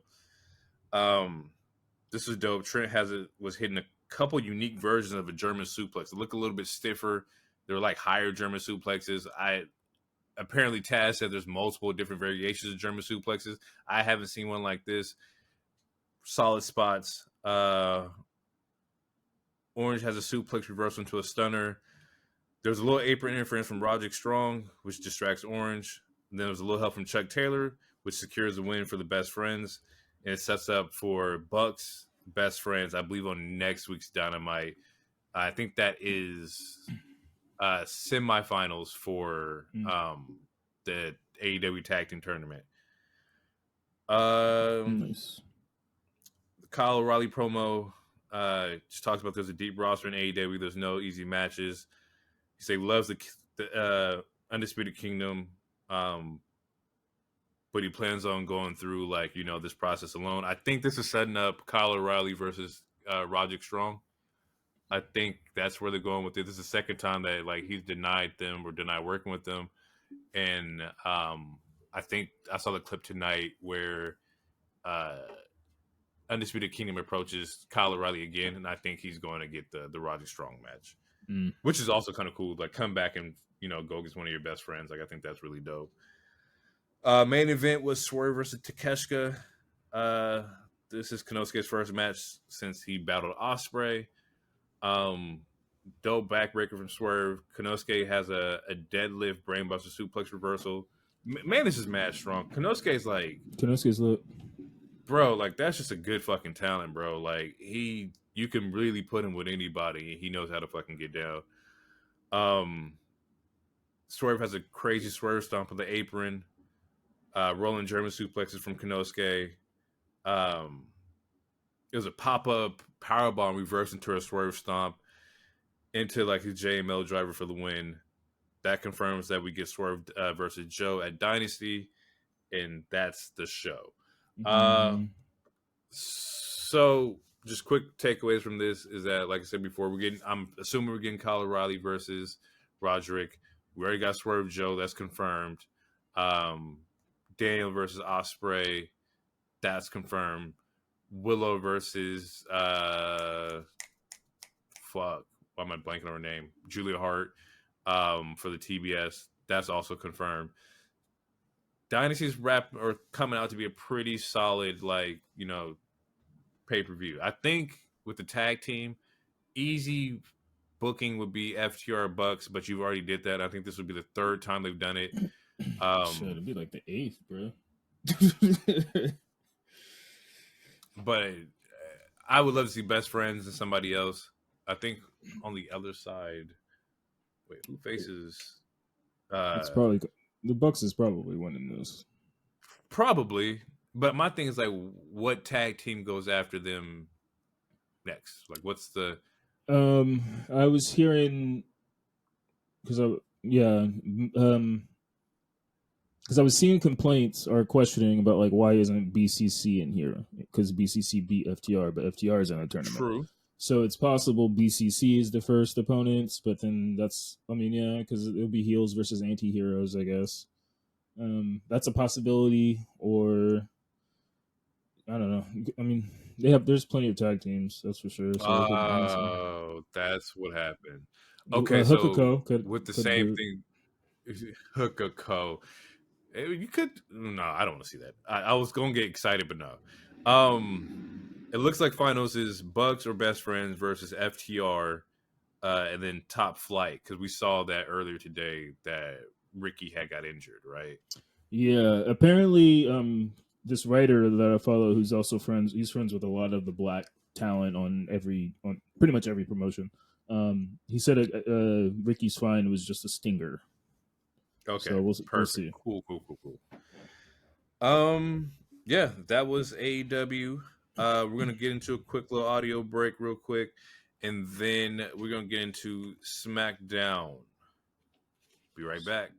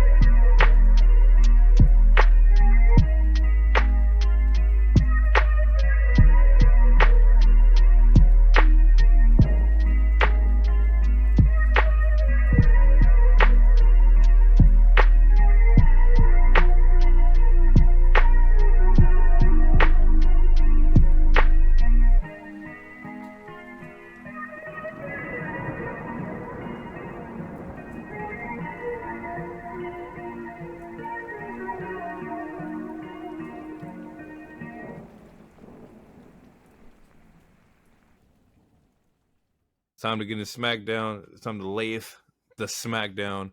On that candy ass. Know your role. And shut your mouth. It doesn't matter. Brock is great, bro. So yeah, we have SmackDown somewhere in Connecticut. Some name I can't pronounce. That was probably stolen off a native land. But yeah, we got it in Connecticut. Facts. I mean, if it's hard to pronounce, then it's probably because they stole it. You think North Dakota sound English? That shit don't sound English. Dakota is not even a no. Shit, have I? Chesapeake? What? I don't think. I think I might have. Nah, never mind. I was thinking like, have I ever met a white Dakota? And They out there. They out there. I feel like I did one time when we live in Oregon. They out there. You know. Dak Prescott's name's Dakota. He half. So that. Oh Jesus! Yeah. Here we go. All right, so here we go, right into SmackDown. We get RKO KO versus Pretty Deadly, which was set up from last week. Pretty Deadly have a new thing, part of their entrance. They have a real big ass disco ball that comes down, which was fire. I love it. I love Pretty Deadly. I picked up that his name is Elton Prince, and I was like, yeah, in Kit Harington. Let's go. I got it. Yeah. those names sound English as shit. I got it. Yeah. Go for it. I love it. Shit. There was some good ass heel tactics. It was a good match. I have no real spots that I could think of until Logan shows up, which Logan does show up. He was hiding under the ring. He shows up. He punches KO. I believe he had the brass knucks in his hand. If not, then he still uses the hand that has the metal pin in it or whatever the story gimmick is. I mean, it's a real life injury, but whatever. And the pretty deadly wins. But what happens after this? What happens after this win? Because we briefly talked about episodes ago, like some tropes. Like I mentioned some tropes that kind of like irritate me, and this was one of them. And it used to be one of them, but they actually did something different. And so when KO lost, because KO ate the pin because he got hit by Logan, Randy Orton was pissed. He was like, "You lost! Like, what the fuck was going on?" Blah blah blah. And then he looked up at the screen, the Titantron, and saw what happened. Would you believe that? Oh my gosh! Situational awareness, man. It's so cool to see wrestlers react in real time instead of thinking they got betrayed. Next week. And then you watch the shit next week. The fuck? Yeah, so in real life time, he sees that, Logan was hiding in the ring and he just punched KO. And then like he's like walking on the ring, he's like, oh, is this little motherfucker still down here? There's a part where he like steps on the ring. Is like, I don't think you can tell. I don't think you can tell if he's under there by doing that. The hollowness of the ring. Yeah, I don't think that's how it works. But I mean, who knows? He's a veteran. But they find him. Randy Orton, they find him. Then before they can really like start super attacking Logan, Pretty Deadly comes in, and that sets us up for a stunner RKO combo. KO still disorientated after that stunner though, and Randy Orton chases Logan Paul all the way out to the parking lot, and we get a single camera shot, no camera cuts. It's a single camera shot. They follow them to the ring all the way out to the parking lot where Logan sneakily escapes in a red car similar to the one in in Ferris Bueller. Classic movie. Great movie. Great movie. Well, you know it. And then he goes away, and then like KO catches up, and just good shit. Just it's nice to. I'm glad that we're getting. I mean, this is only one example, and hopefully it stays. But it seems like we're getting out of the trend of these people. Like it's like when you write an essay and your teacher says you have to assume your audience is stupid, and that's why you have to explain things in this essay. I feel like they're kind of backing themselves up away from that aspect of like you got to assume your audience is just super stupid, especially because I don't know, maybe there's a big ass Titantron right there that everyone can see. So hypothetically, why wouldn't the wrestler see the replay right there? Because you're playing the replay right there. Why wouldn't they see it? You know, so I'm glad that if they are getting away from that, I will be glad because. It just makes it makes the baby faces in particular, because it's usually baby faces that these kind of things happen to. It just makes them look so stupid. And it's like you're older than me, bro. You don't know that there's a big ass camera right there, big ass TV screen. Like just look at it, you know. The situational awareness was definitely a plus for sure. It's like we've been asking for this for a minute to where like, yo, we're smarter than this. In a weird way, it makes it feel more real. Yeah. And maybe this is what production has been wanting to do, but you've just been strong arming to keeping the product the same. Yeah. Like Fuck all that, bro. We got to evolve and be a little bit different, especially when we are like the cinematic brand. We're the production value. Like we have the camera shots. We got the 8K cameras, which I hope they bring back. Oh, the 8K cameras were dope. Oh, we're getting them at Mania. We're getting them motherfuckers clean. Man. The Roman and the 8K camera was peak. Yeah. I had my ovaries weak a little bit.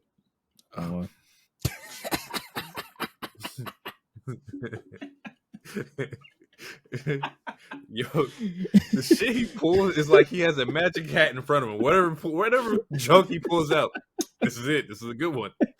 The man is fucking comedy, bro. I swear. It's one of one. Thank you. Yeah, production value is dope. We're getting great shots. Just give me a full year. Right now, we're in like a good like phase with Triple H's new regime. I want to see what a whole year of Triple H is like. It was choppy last year where he was running shit and then BKM came back. He was still behind the scenes. Yeah, so like this full year of Triple H, I'm expecting some really good shit, or at least I hope for some really good shit. Yeah, absolutely. I mean, I've been liking what we've gotten for the most. Like, I would say 95% ever since the 2024. This year so far, I've liked majority of everything I've seen. It's been you can feel the change. It doesn't feel like the old production style. You can definitely tell there's differences here. Yeah, ever since Kevin Dunn left, the camera stuff is definitely different. Like you said, the writing feels better. The in-ring talent. I mean, the in-ring talent's always been the same, but they're getting more time. So then that leaves that's why DIY is finally over, because they're getting time to like do shit. So that New Katch doesn't get this with Vince. Yeah, no, absolutely fucking not. New Katch doesn't even happen under Vince. He had Peter Dune named Butch, wearing a fucking Peaky Blinders hat. Anyway, just more racist shit. Man, bro. Like, oh, you're English. You need beans. Put this hat on.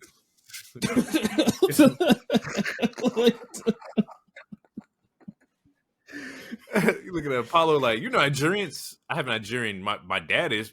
It's still in you. Go ahead. Go out there for me. Token, you're black. You could play the bass guitar. Man. So yeah, after that we get a fire backstage promo, and then we finally this is what you asked for last week. So EO's talking her shit, and yeah, she's getting her shit off. She's getting her shit off as a Japanese. She's explaining why they outgrew Bailey. Mm-hmm. It's like, yeah, I mean, we thank you for starting this, but we outgrew you. We don't need you. We can sense that the jealousy in the air when the other two Japanese ladies join and all this other stuff. And then during that promo, again, another new thing with this production for the most part. Bailey attacks EO during this thing, and it looked super good. It was good. It looked good. I was like, them mics is clean as fuck. I was hearing every fucking body shot. Like, they was picking up all the action. Like, man, solid. My wife was like, look at all the camera, because she's a photographer as a second job, and she's like, look at all the expensive ass camera things that they're knocking over. I did the same thing, bro. I did the same thing. Like, them lights is not cheap. Those lights are not cheap. They didn't break either. And I was like, them was good ass lights. They got knocked over. Exactly. That was good shit. And they finally touched also. Getting EO's hit Bailey a couple times, but now Bailey finally got some of her lick back until they were broken up. So yeah, that was cool. My thoughts on this is that dope spot. I just need EO on a run. As much as I love Bailey, I think I would prefer if she lost to EO. I need a solid run from EO.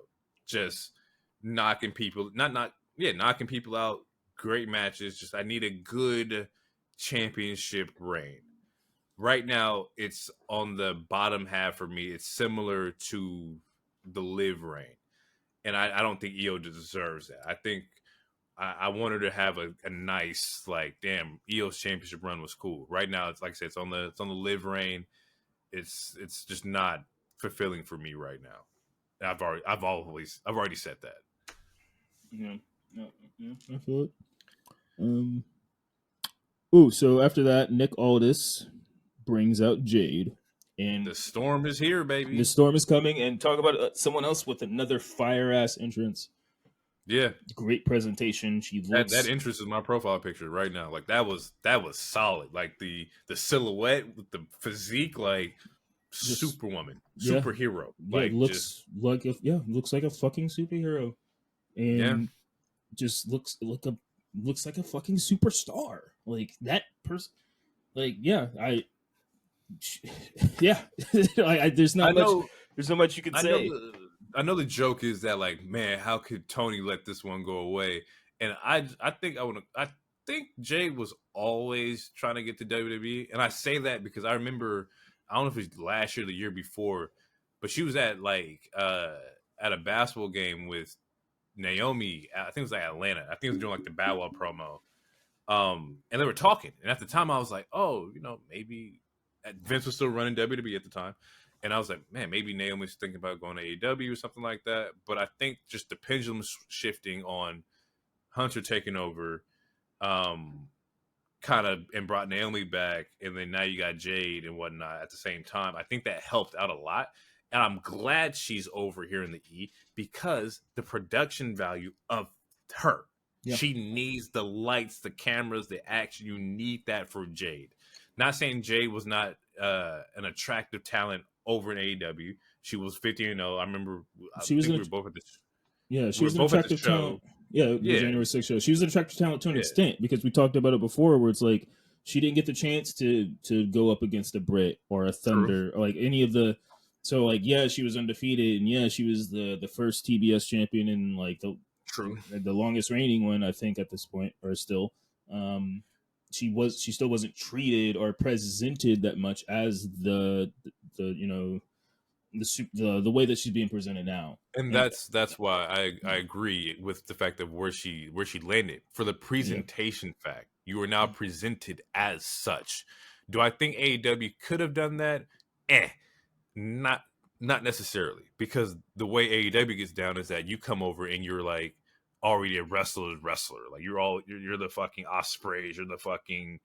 You've already established yourself on the indies, and that Jade didn't come from that. If I'm not mistaken, Jade was at the PC. They didn't want her then. She didn't want, because she didn't have any experience. She went to AEW, got her experience. Now they got her, and now they got the superstar that they want. If that's how my timeline was, I'm pretty sure she did go to the PC. She was there. She had a picture in the PC shirt. A lot of people been in the PC. There was fucking MJF was there for a little bit. Luchasaurus was, or whatever his name is now. He was there for a bit. But yeah, that's a crazy little story. That was the Dunn story. Yeah, that was. Yeah, Kenny was there for like 2 months. I mean, everyone taps into the PC, and sometimes it doesn't work out depending on who's in the regime, or just maybe it doesn't fit for you. But yeah, no, I'm glad that she made the move too. And even though I say it a lot facetiously and like jokingly and like an asshole, but I just, again, like I said last week, I wish like we can still have the competition and the tribalism and talk shit, but I did wish the PC could work with everybody universally. And everyone could get reps, and it's not exactly like working like a WWE style. You can still work your crazy style. Like anytime, like if Ricochet wanted to do some AEW shit, he could do it. And obviously he has the moveset for it.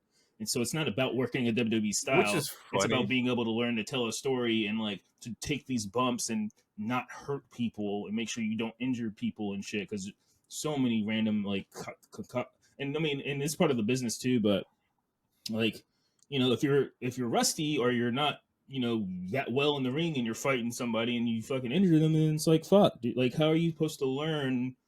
How are you supposed to progress without having, if you're not? And that's how she. And to be honest, that's how they. I think that's another reason how they lost her as well. Or maybe I think she already knew she was going to WWE, but she was also really close with Cody. Like Cody and Daniel was one of the two people that she was really close with in the back, and to leave with Cody was a no-brainer. Like, you brought me in, I learned from you, I can trust you. I got a trusted person over there. I had a trusted person in Naomi over there. So she goes over and she's good. I do agree that the PC should be universal, and it's also funny because they do this shit anyway at like other little like wrestling, like little like warehouses or whatever. You always see them training with each other. I think the other aspect that people kind of think that, oh, I don't want anybody to be poached. Poaching is fucking trash. I don't agree with it, but I have seen like that's how the business operates. It's fucked up how it works, but it's like MLW could have this crazy superstar, and then Triple H will poach or somebody. I won't put that on his name, but somebody will poach somebody, and it happened from all the promotions. But the thing is, they're friends with each other. They're talking to each other about what other places offer anyway, so it's already happening to a sense. And it's also a different sport, like because like I mean, it's not like it's not like if this was NFL or NBA, and the fucking Brooklyn Nets coach is taking LeBron into his suite in the middle of the season, even though he has a Lakers game the next day or something like that. It's like it does happen in the sports world. It does happen in the sports world, and poaching is bad. But like with wrestling, though, the caveat or the slight asterisk is that they are independent contractors. I mean, they do sign a contract to where like, yeah, I have to wrestle here for such and such years, and then have a non-compete clause. But also, they're independent contractors. So, I mean, what's the harm of saying like, yo, sending a text, but like, yo, when your shit's up, just come holler at me. I mean, I do see because that's shifty. That's shifty. That's shifty. Yeah. It's like, hey, I see that you over there. You happily married, but remember we had a good time. Yeah. Like, nah. Yeah, that's like that. Man, that's trash. When you get that, man, I just had a dream about you. Text. Okay, that's crazy. What was the dream about? Like, okay.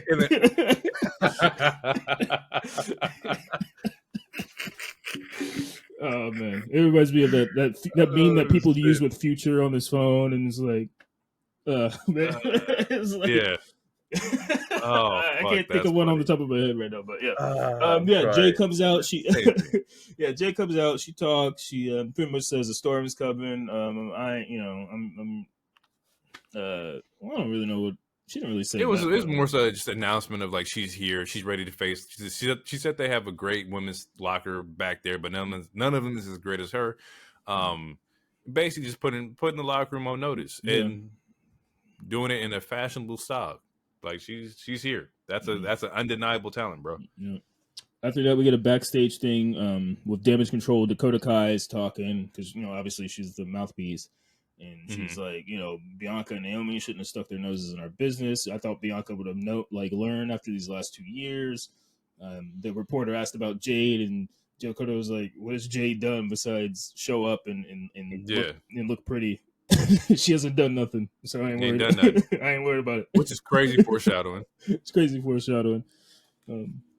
So then next we get another backstage thing real quick where it's the spooky ladies, spooky girls. And it looks like spooky ladies. It looks like they're slightly. It looks like they're gonna change gimmicks because Isla Dawn, her hair is like Mary Jane Watson red right now. And they didn't look as gothy. She was asking about their music. Yeah, and she was respectfully, Isla was very busty last night. To where Nick Aldis was like looking, it was like because her things was thinging, respectfully. Actually, her and Mickey James are tweeting right now, flirting with each other. And, that's funny. I'd pay to see that. Respectful. But yeah, so it seems like they're gonna switch characters, which is cool. I just want them on TV because Alba Fire, is amazing talent. She is mad wrestler. She is fucking amazing. And Isla's good too. Isla's gotten a lot better, especially since she's been paired with Alba. So, yeah, again, like let's establish these tag teams and let's get like 6 good teams and just let's get some shit planted. Let's get some shit cooking. Let's get some fucking shit going on. How many analogies do I say? Let's get something in rotation. Let's get it crack-a-lacking.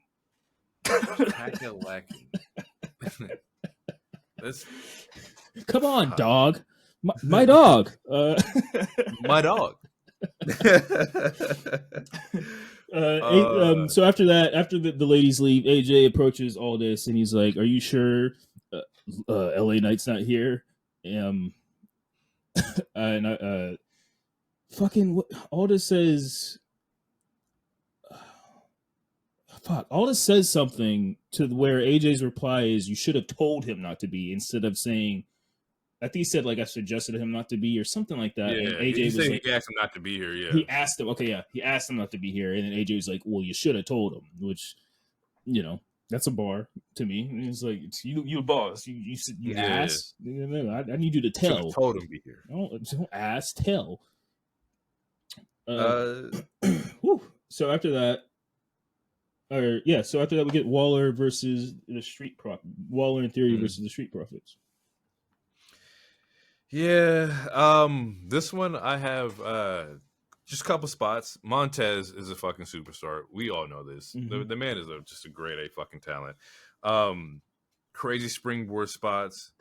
Dawkins had a dope powerbomb spot. The pop-up powerbombs, like I said, I love powerbombs. That's just my shit.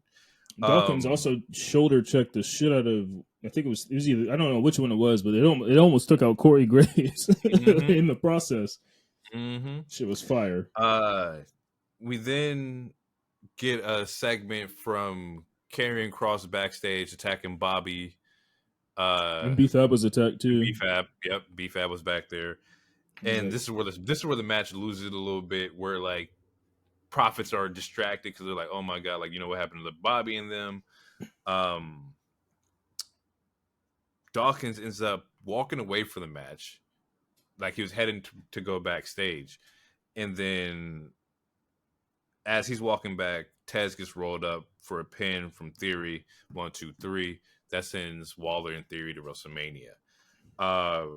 From there, Bobby comes out because I'm pretty sure AOP comes out and starts attacking Street Profits after the match is over. And then Bobby comes out to help them. Injured, gets attacked by Kross. Trying to look like I can still fight. I can still do this.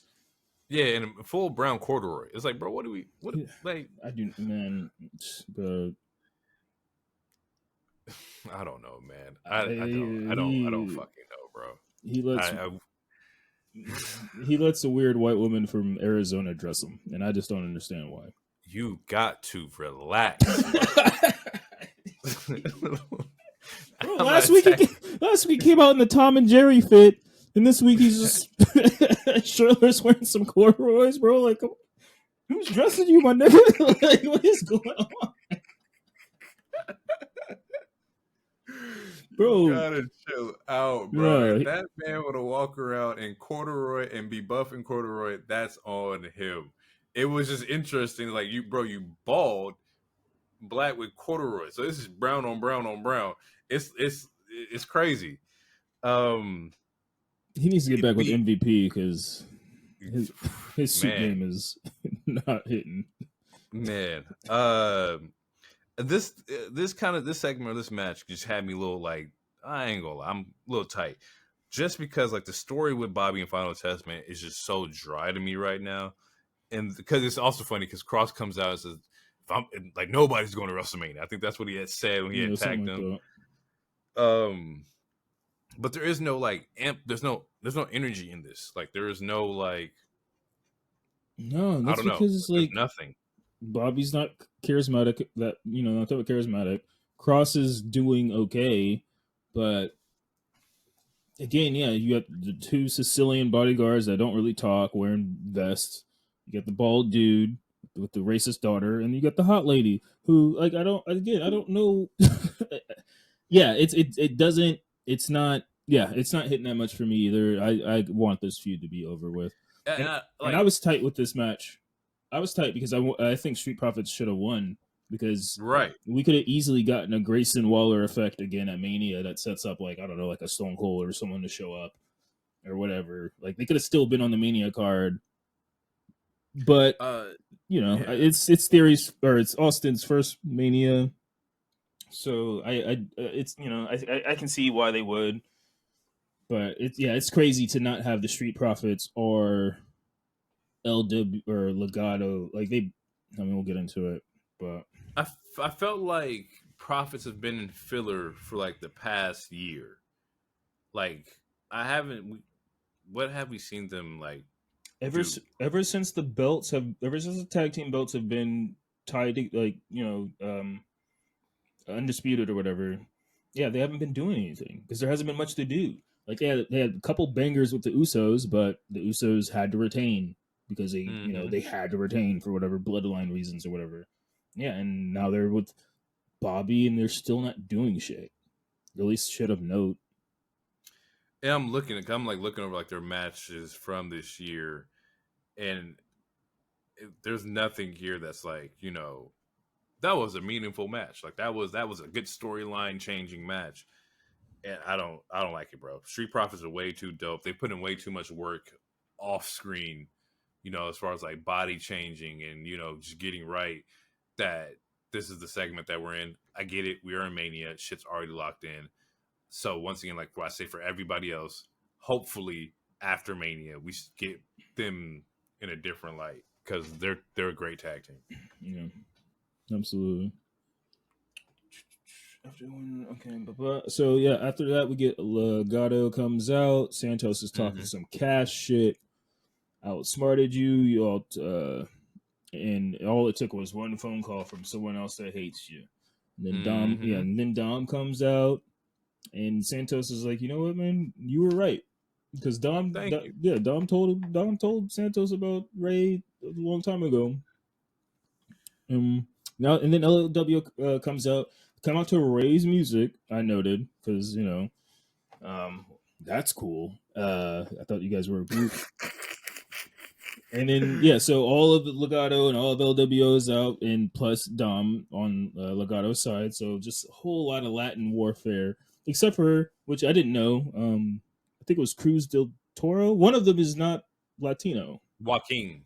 It's Joaquin. He's Filipino. Yeah, Filipino. Yeah, I didn't know that. A non-Latino, and I was like, "Damn, yeah, that's a shot." And I looked it up, and like, he's Filipino. Yeah, I did not know that. It reminded me of the, "Hey, aren't you supposed to be Jamaican?" Yeah. Yeah.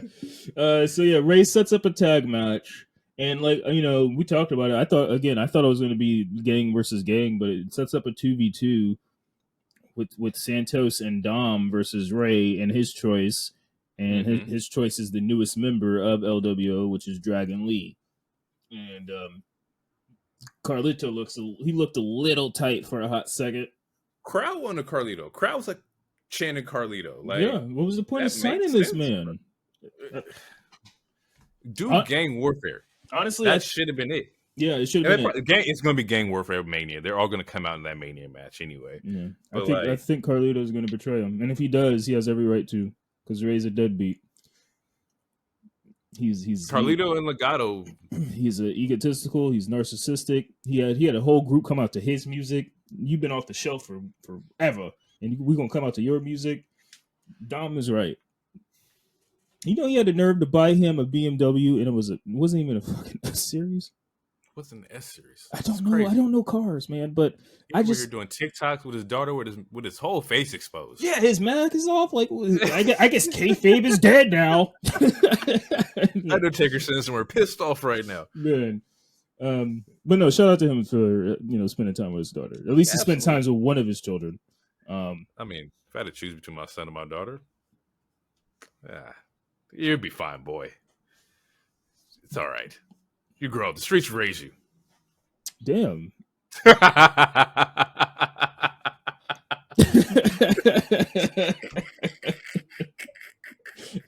is all jokes. That's fucking funny. You can say, "Hey man, you gotta go. Hakuna Matata, my nigga." Yeah, you can figure it out. I mean, pheasant in the interstate, you got it. Dragon Lee comes out, and then we get a brawl. Some good shit. Yeah, Dragon Lee has a dope little moonsault. The thing with Dragon Lee that I'm familiar with a little bit from Dragon Lee. Saw some of his NXT stuff. Saw some of his AEW stuff when he's doing stuff over there. Mm-hmm. I know that he's a super crazy, high flying luchador, but it's also like, as far as investment into him in LWO, not that much. Because even like the comments I was seeing was like, oh, I thought it was gonna be Andrade. I thought and that doesn't make any sense because Dom's been talking to Andrade on Judgment Day, so I knew that that didn't make sense. It wasn't gonna happen. But it's like we are more invested in this than we were into Dragon Lee. Like, I guess he's been on SmackDown in 2 weeks, either last week or the week before. Like, he's been around. He was on SmackDown. And he did get jumped. Yeah, he was drafted to SmackDown, and then he was on SmackDown for a little bit, and then he went back to NXT for whatever reason, and now he's back. Yeah, it's been a weird like 4 or 5 months for him. Overall, not bad. I'll take it. I mean, it'll be a fine match. It wraps up what seems to be a very multicultural Mania, and I kind of like it. You calling it woke? Are you calling it DEI Mania? DEI Mania, not DIY, DEI. Hey, all these DEIs out here. DEI. These DEIs. What you mean by that? These niggas. Yeah. Look how the show ended. I know Fox was tight. Man. I know Fox was tight with this ending. Oh shit. Oh yeah. Colors doing on my television. Yeah, Wokamania. Wokamania. Nah, it's crazy. You know what's funny about that? Wokamania with Hulk Hogan making a guest appearance is fucking nuts, bro. Like, what you gonna do, brother, when I say nigger, brother? What you gonna do when my hot dog skin touches my wife on porn video, brother? Good Lord, man. Good fucking gracious.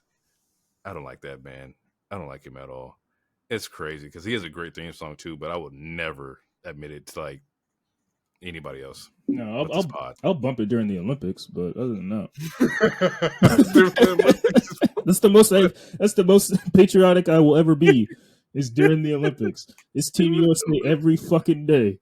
But as soon as that shit stops, I'm just another black man in America. Man. Oh, fuck.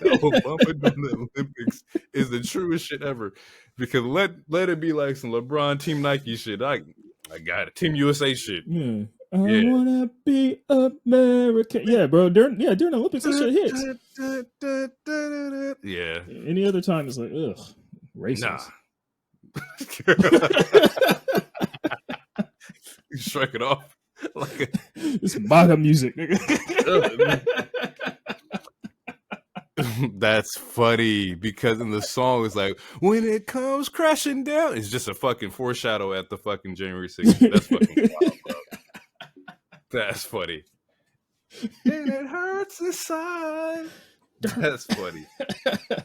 Okay. All right. I gotta be a man. I can't let it slide.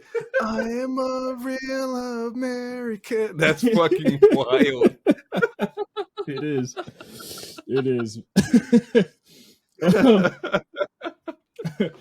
Yeah, so we saw the brawl, Latin warfare. We get a backstage segment with Bianca and Naomi, and they talking shit, and it's just it's a hashtag I love black women.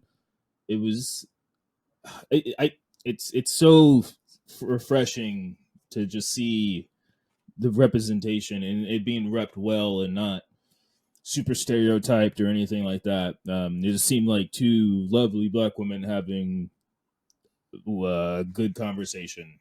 And they dropped a Babs reference. They did. There was a Babs reference. There was definitely a Babs reference.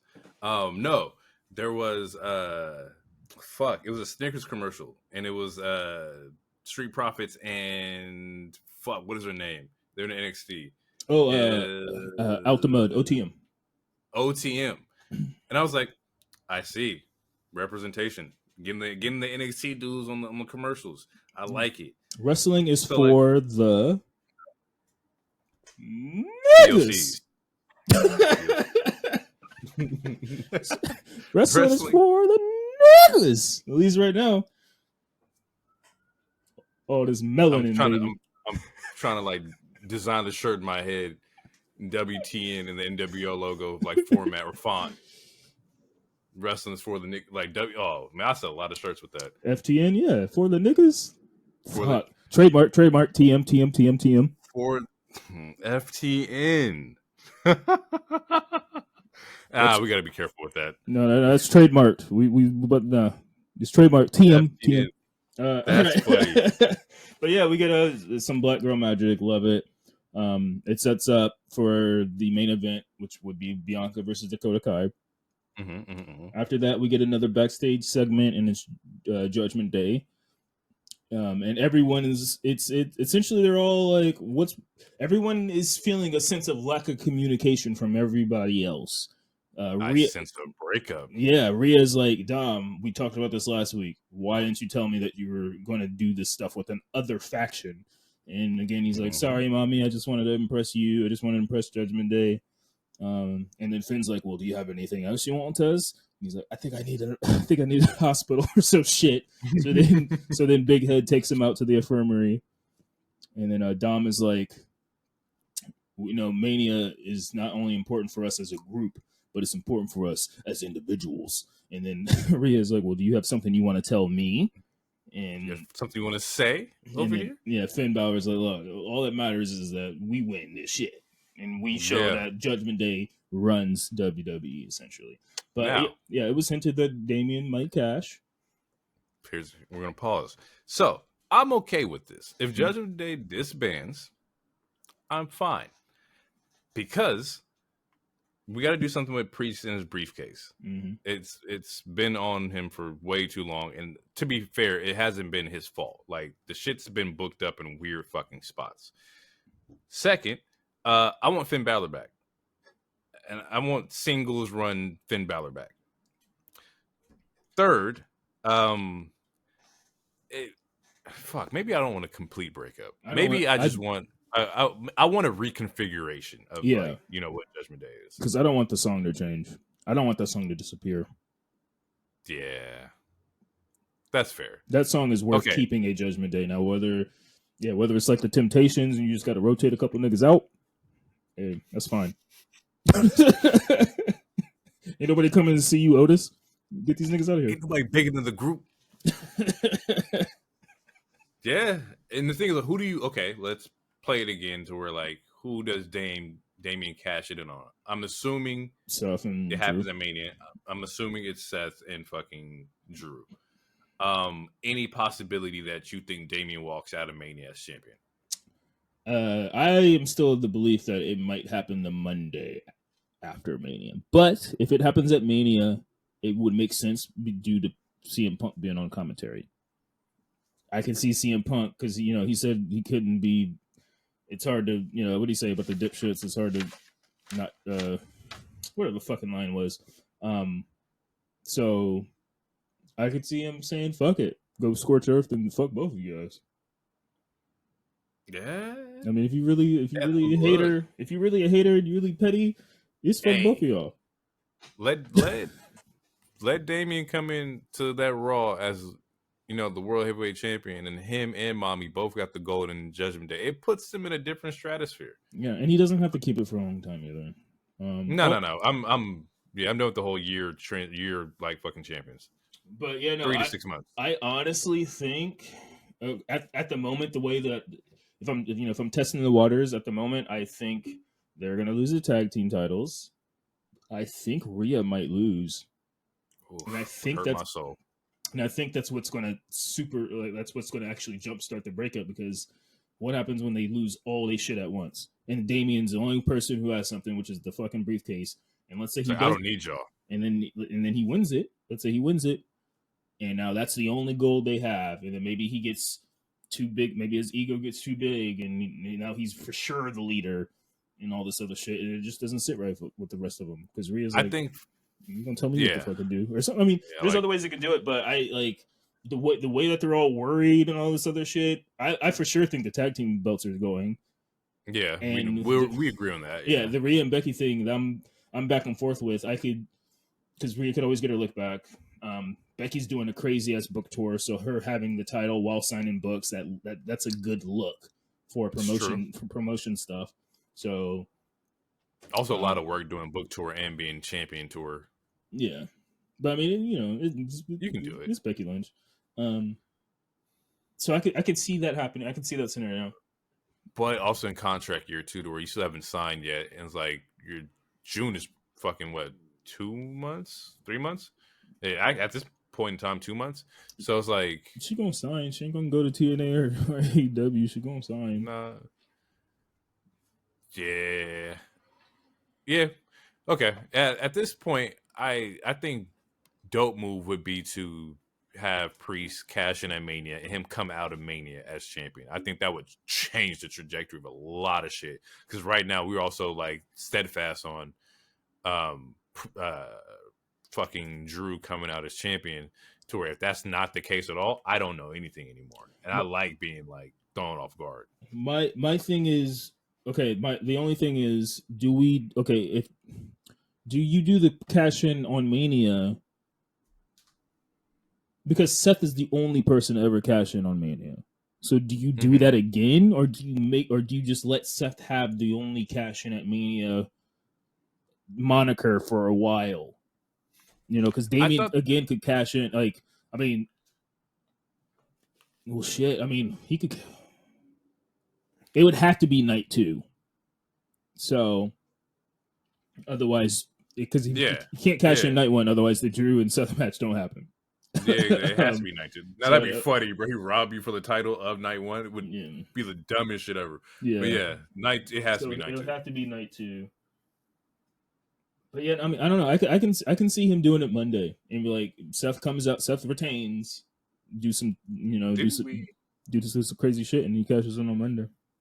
Did we ever did we get a meetup between Drew and Damien? Like, didn't they? They worked together during. Yeah, they were beefing during like War Games and shit because they worked together during War Games. Huh. Okay. Because Damien didn't want Drew on the team, but Rhea's like, we should have Drew on this team, or whatever the fuck it was, and then, so they were trying to recruit. They were going to recruit Drew. It seemed like it for a little bit. Yeah. Long-term storytelling. Oh, yeah, man. But yeah.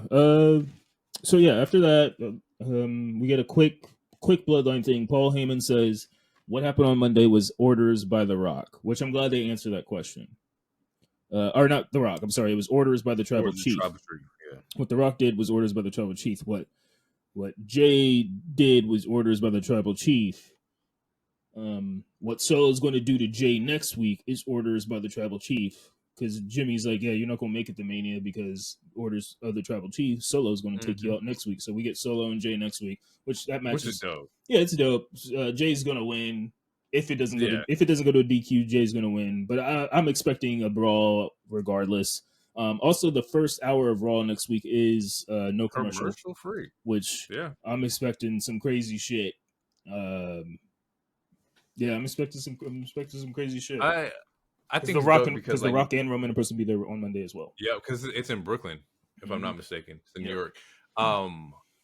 I think this is dope because just from a real life aspect, it's like you get to face your brother right before they do the brother versus brother match at WrestleMania. So you've always been a part of the storyline, but you now get your match right before Mania. So it's a dope just from an aspect like looking back on it and then telling that story to like their family and their kids is gonna be fucking great. Yeah.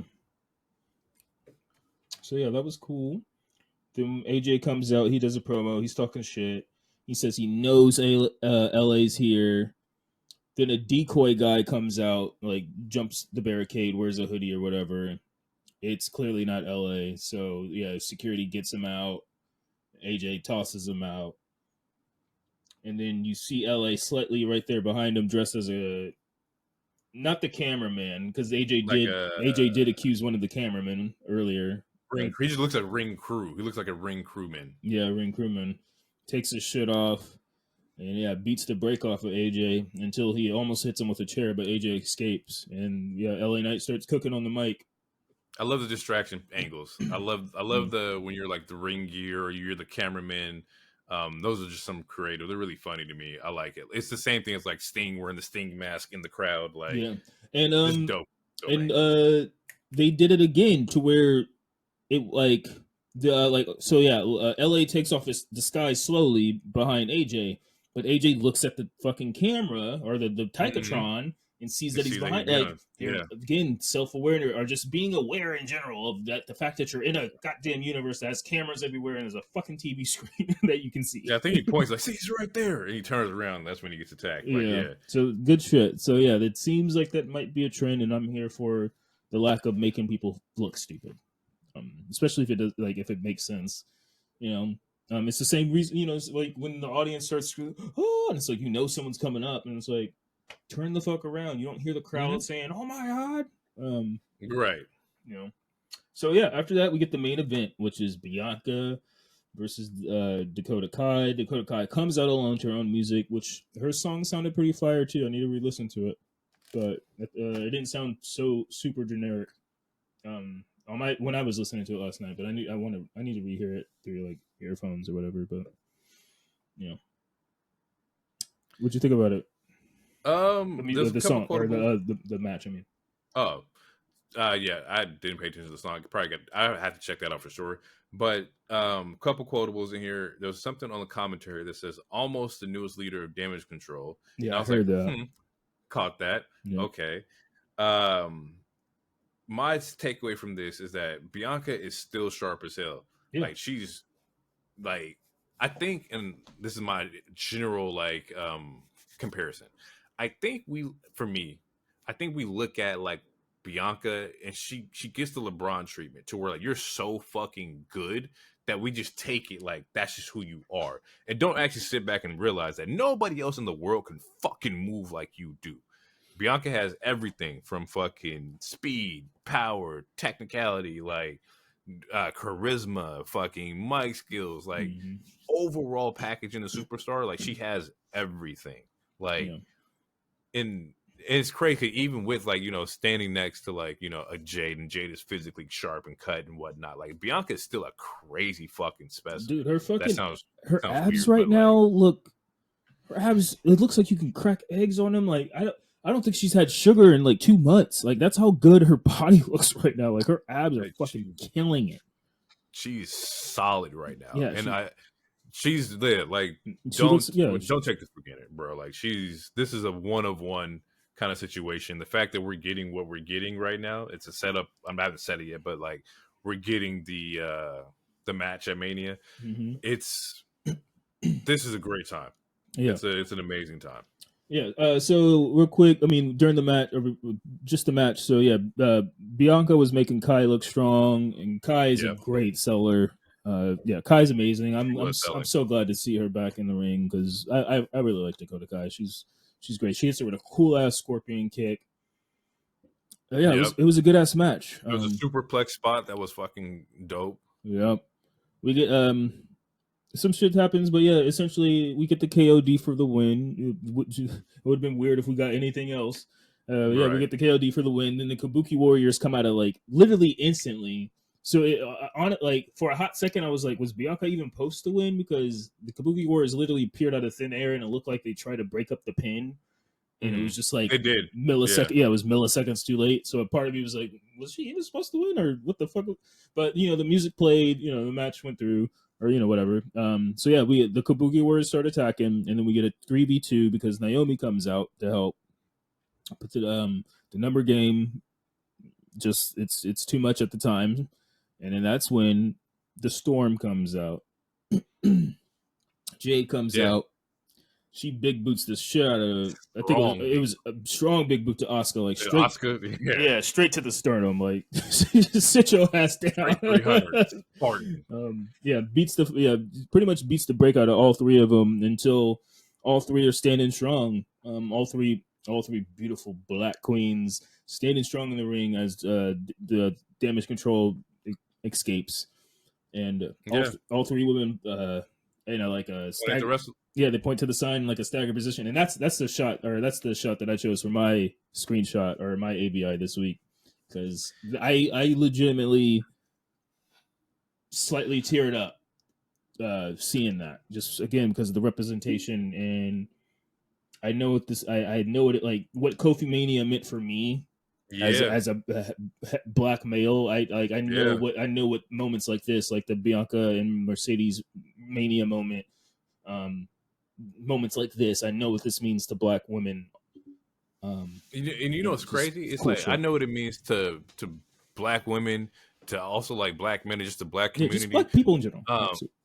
But then also like other POCs to where like they think that like, man, I can be up there one day. Like we grew up in an era of wrestling where like our dopest tag teams was DX and NWO, and those are just white men groups, and we didn't have no problem with like feeling like, damn, they're cool, I want to be like them.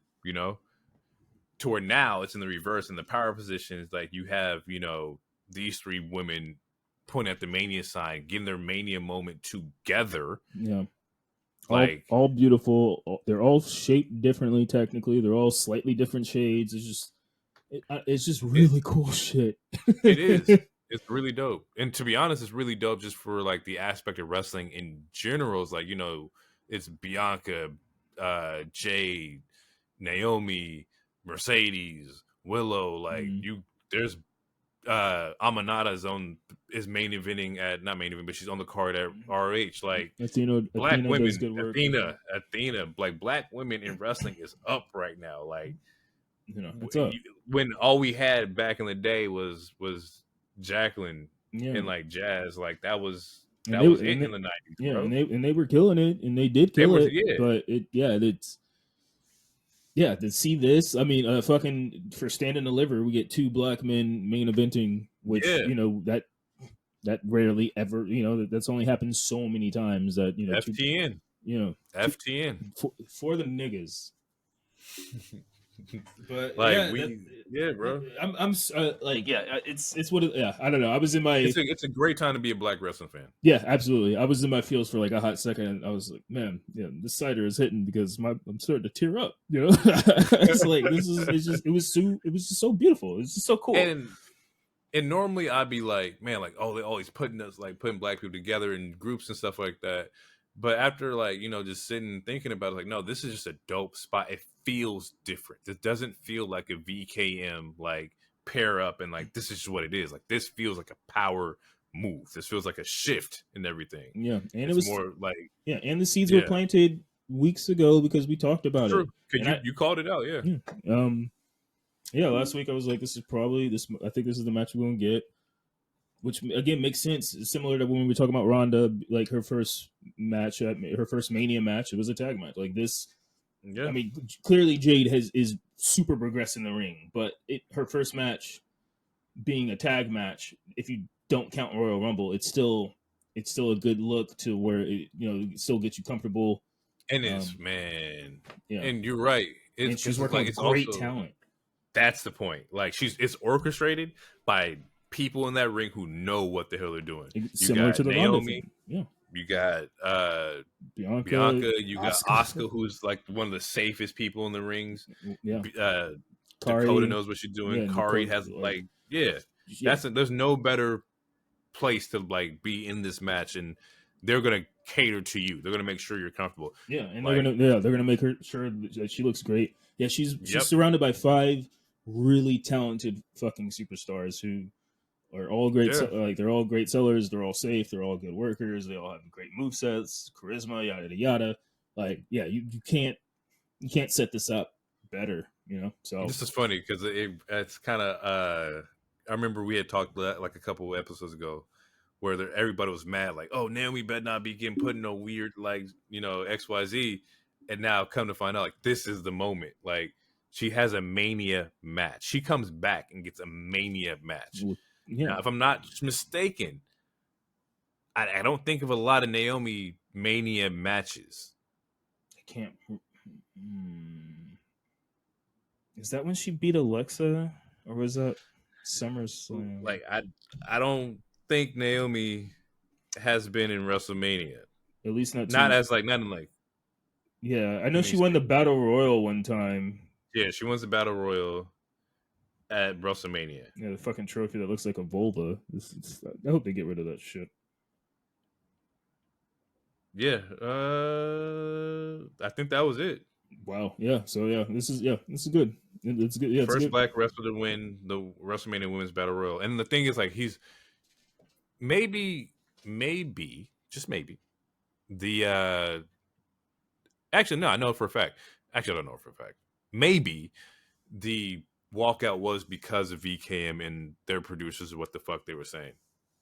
Maybe Hunter was like, I know Hunter likes Mercedes and Naomi. Like that was one of Mercedes was one of his that's goals. one of his So like maybe that was the angle. Maybe VKM and his boys really fucked that shit up and forced the the walkout. And I've been at jobs before where it's like, bro, I don't feel appreciated. This is bullshit. I'm gonna get the fuck out of here. At the end of the day, I love what I do, but I gotta stand up for me. So I understand the walkout. I would never dog anybody for walking out of a position that you just don't feel accepted or anything like that. Right. But I'm glad to see it all come back full circle. You get this Mania moment. You're gonna be pushed. Hopefully, you get pushed right. Hopefully, the women's division, looks strong as it should be. And we're seeing the seeds be planted. So yeah. I'm excited, man. I'm just ready for Mania, man. This is ready. One more week or 2 weeks? No, it's next week, right? It's next week. Yeah, we here. Oh damn! Fucking shit! It's Mania's next week. This is gonna be great. Our first Mania, bro. Yeah.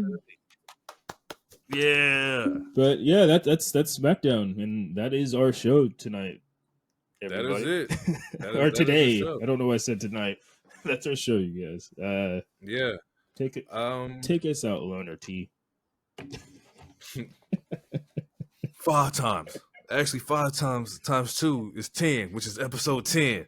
Now, can you dig that, sucker? Thanks again, everybody, for checking out the episode. That was episode 10. Yeah, we're gonna end off with the question of the week was like favorite themes. If you made it this far, definitely drop your favorite themes. We want to know what you got in there. If you got some more Rikishi remixes in there, if you got put a little ass on it, put a little stank on it, put a little ass on it, you guys. Put a little ass on it. I'm telling you, listen to that. Open a bottle of wine. Take a bubble bath. I'm telling you, it's fire. Take a little bubble bath, put a little ass on it. That's funny, man. Yeah, we're gonna get out of here. Thanks for watching, you guys. Keep tuning in with us. Subscribe, definitely follow. Socials will be updated. We're on Twitter, we're on TikTok, we're everywhere that you are. Yeah, we'll catch you guys in the next one. Peace out. Too sweet, sucker.